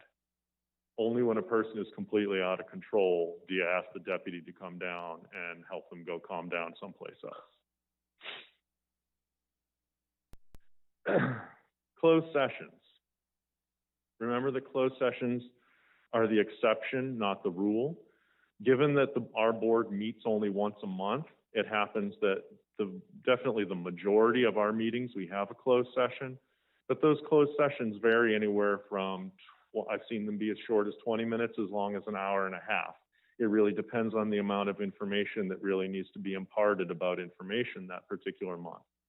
But you can imagine in a county that has as much going on as ours, those happen a lot. In localities that have more meetings, that have them every other week or even weekly, there tend to be a lot fewer meetings with closed sessions because there's just less need for that. In any event, you have to identify specifically and put your finger on the exact reason why you're going into closed session in order to go. Your motion has to identify the reason, the subject matter, and the statutory exemption. And I've given an example here. Monroe is a town it's an unincorporated town in Amherst County, so that's an example. These are really probably the biggest reasons why you would go into closed session on a regular basis. These are certainly the most common ones that I see Ms. Fain put into our agenda. Every closed meeting also needs to be certified. You need to certify, each one of you is asked on a roll call vote, do you agree that only public business matters lawfully exempted from the open meetings requirements and only such public business matters as were identified in the motion to convene the closed meeting were heard, discussed, or considered? That is your opportunity to talk. Now, there was a Supreme Court case that happened a few years ago, dealt with whether somebody could change their mind subsequently after they had gotten done doing the roll call vote. The answer was yes. The Supreme Court of Virginia said somebody could change their mind. Your brothers and sisters on the board will be very annoyed with you if you don't speak up when you have the opportunity to speak. It also makes my life miserable because then I don't know what to do as the county attorney. Enforcement. Enforcement of FOIA is not by the Commonwealth's attorney. It's not by the county attorney. It's by a citizen lawsuit. And that suit can be brought in general district court or in circuit court.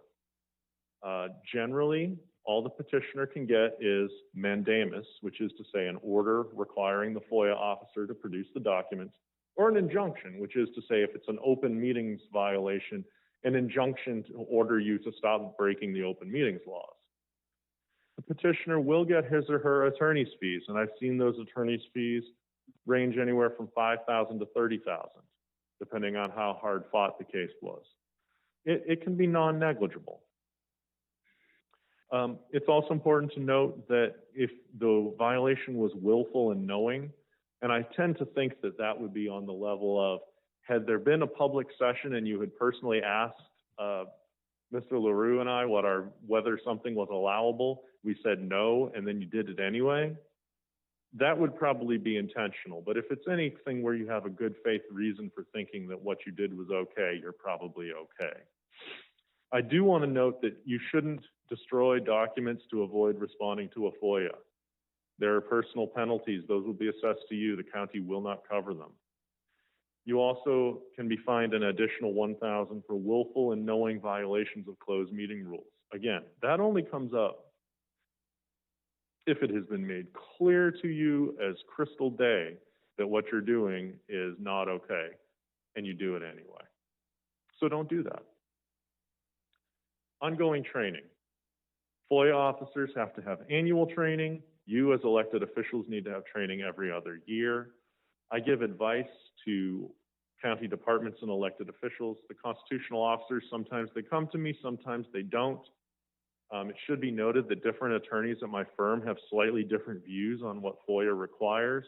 I've noticed that people call Jim Gwynn when they want the answer to be, no, you don't have to give it up. They call me when they want the answer to be, yes, you do. Use your telephone accordingly. Both Mr. Gwynn and I have won most of our FOIA cases in our lives, so there you go. That's pretty much the whole story. Do you have questions? No, any questions on the board? No. Thank you. All right. Well, I'm sorry for boring you so late in the afternoon, but I really appreciate your attention. It is important stuff, even if the rules themselves are not that interesting. And I hope that it makes you appreciate what I do, which is learning all of those things so that you don't have to. Right, exactly. Thank you. Thank you. One of the things in number 13, there are 2 vacancies in Economic Development Authority, and they are in review presently, and we'll hopefully within the next month or 2 have some candidates for that. Any questions? If not, we'll adjourn until 6 o'clock, where the public hearing is. All right? Amen.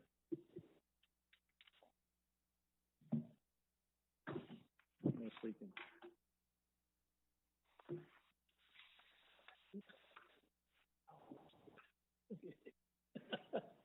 He says, where am I?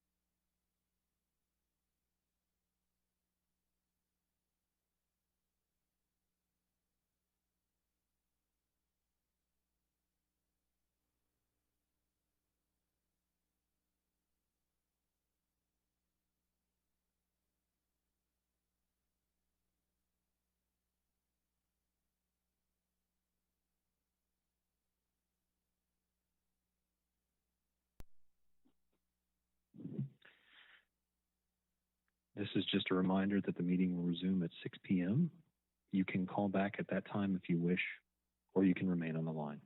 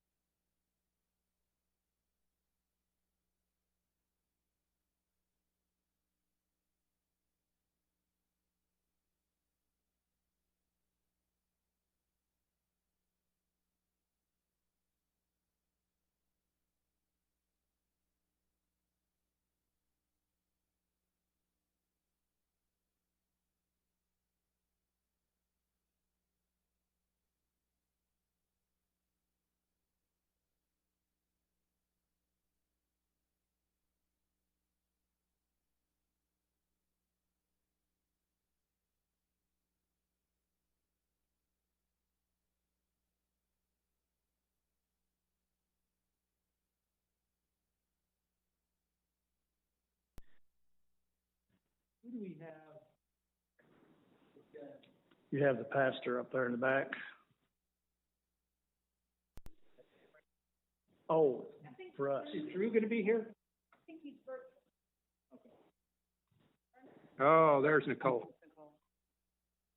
There they both. Hey, good afternoon. Okay. Drew, is this using?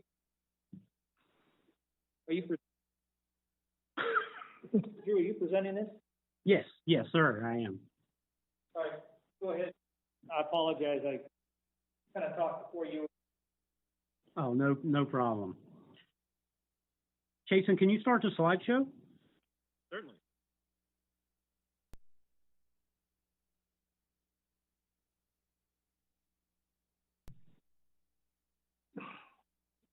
One moment.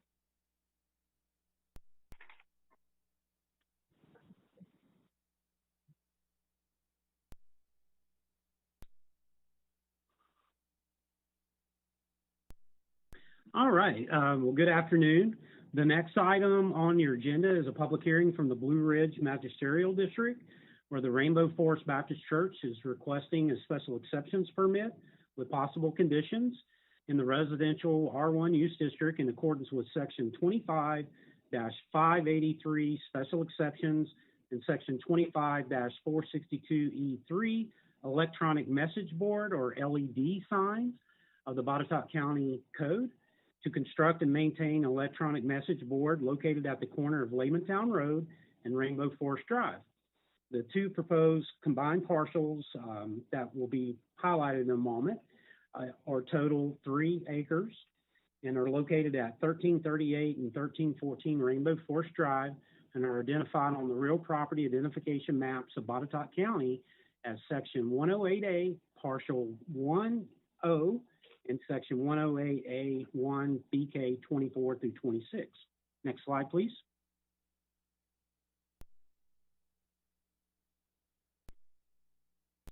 The next slide does contain a map that shows the zoning of the general area.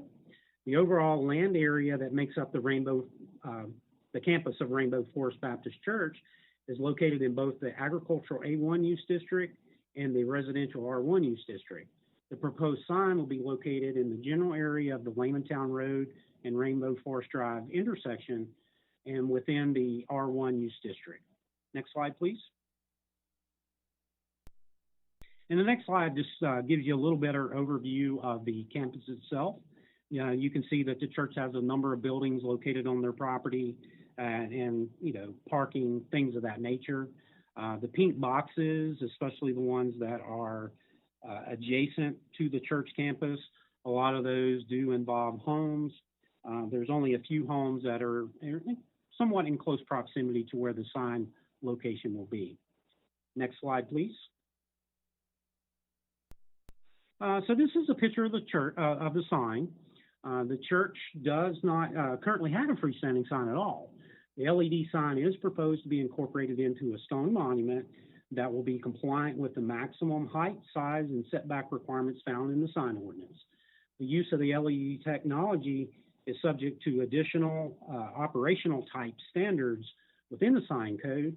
Several of those standards include the prohibition of motion, flashing, and animation, a requirement that each message remain static for a minimum of 8 seconds before changing to the next message, that the LED portion of the sign be not more than 50% of the allowable sign area, and a requirement that the sign be equipped with a working dimmer device capable of automatically reducing the illumination to the required sunset to sunrise levels, as well as a requirement that the sign be turned off between 10 p.m.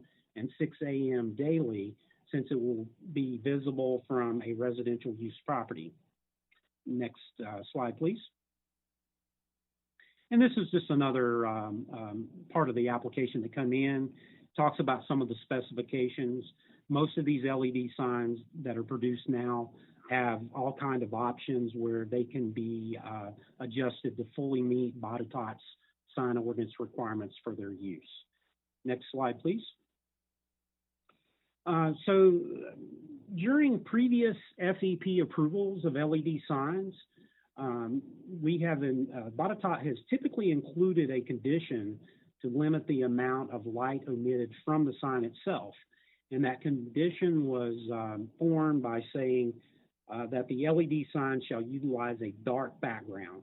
So the background would be dark, only the letters making up the message would be a lighter color. So it would reduce the amount of overall light that would be emitted from the sign itself. Therefore, this condition was also included in staff's background report for consideration with this current SEP request, since that has typically been a condition upon approval in the past. The Planning Commission did vote unanimously to recommend the conditional approval of the SEP for the LED sign with that condition that the sign utilize a dark background. To date, the county has not received any public comments or concerns regarding the SEP request by the church.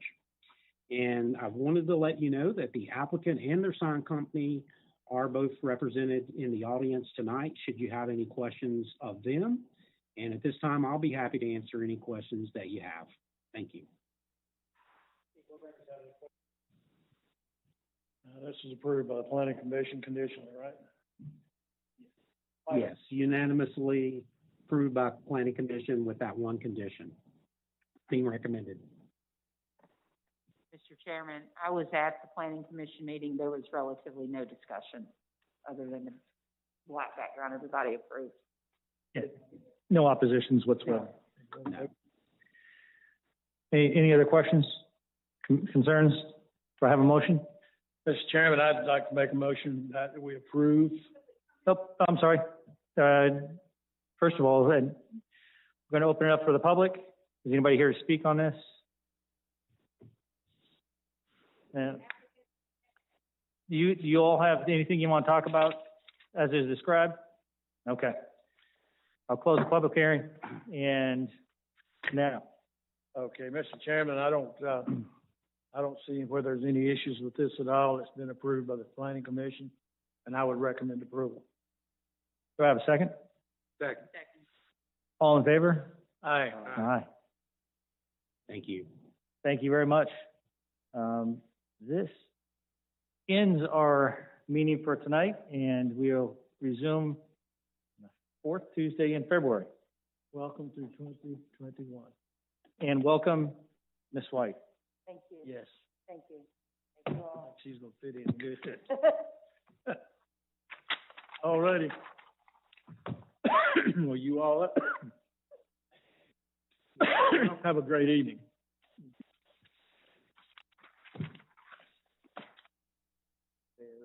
Did Channel 7, is it all right?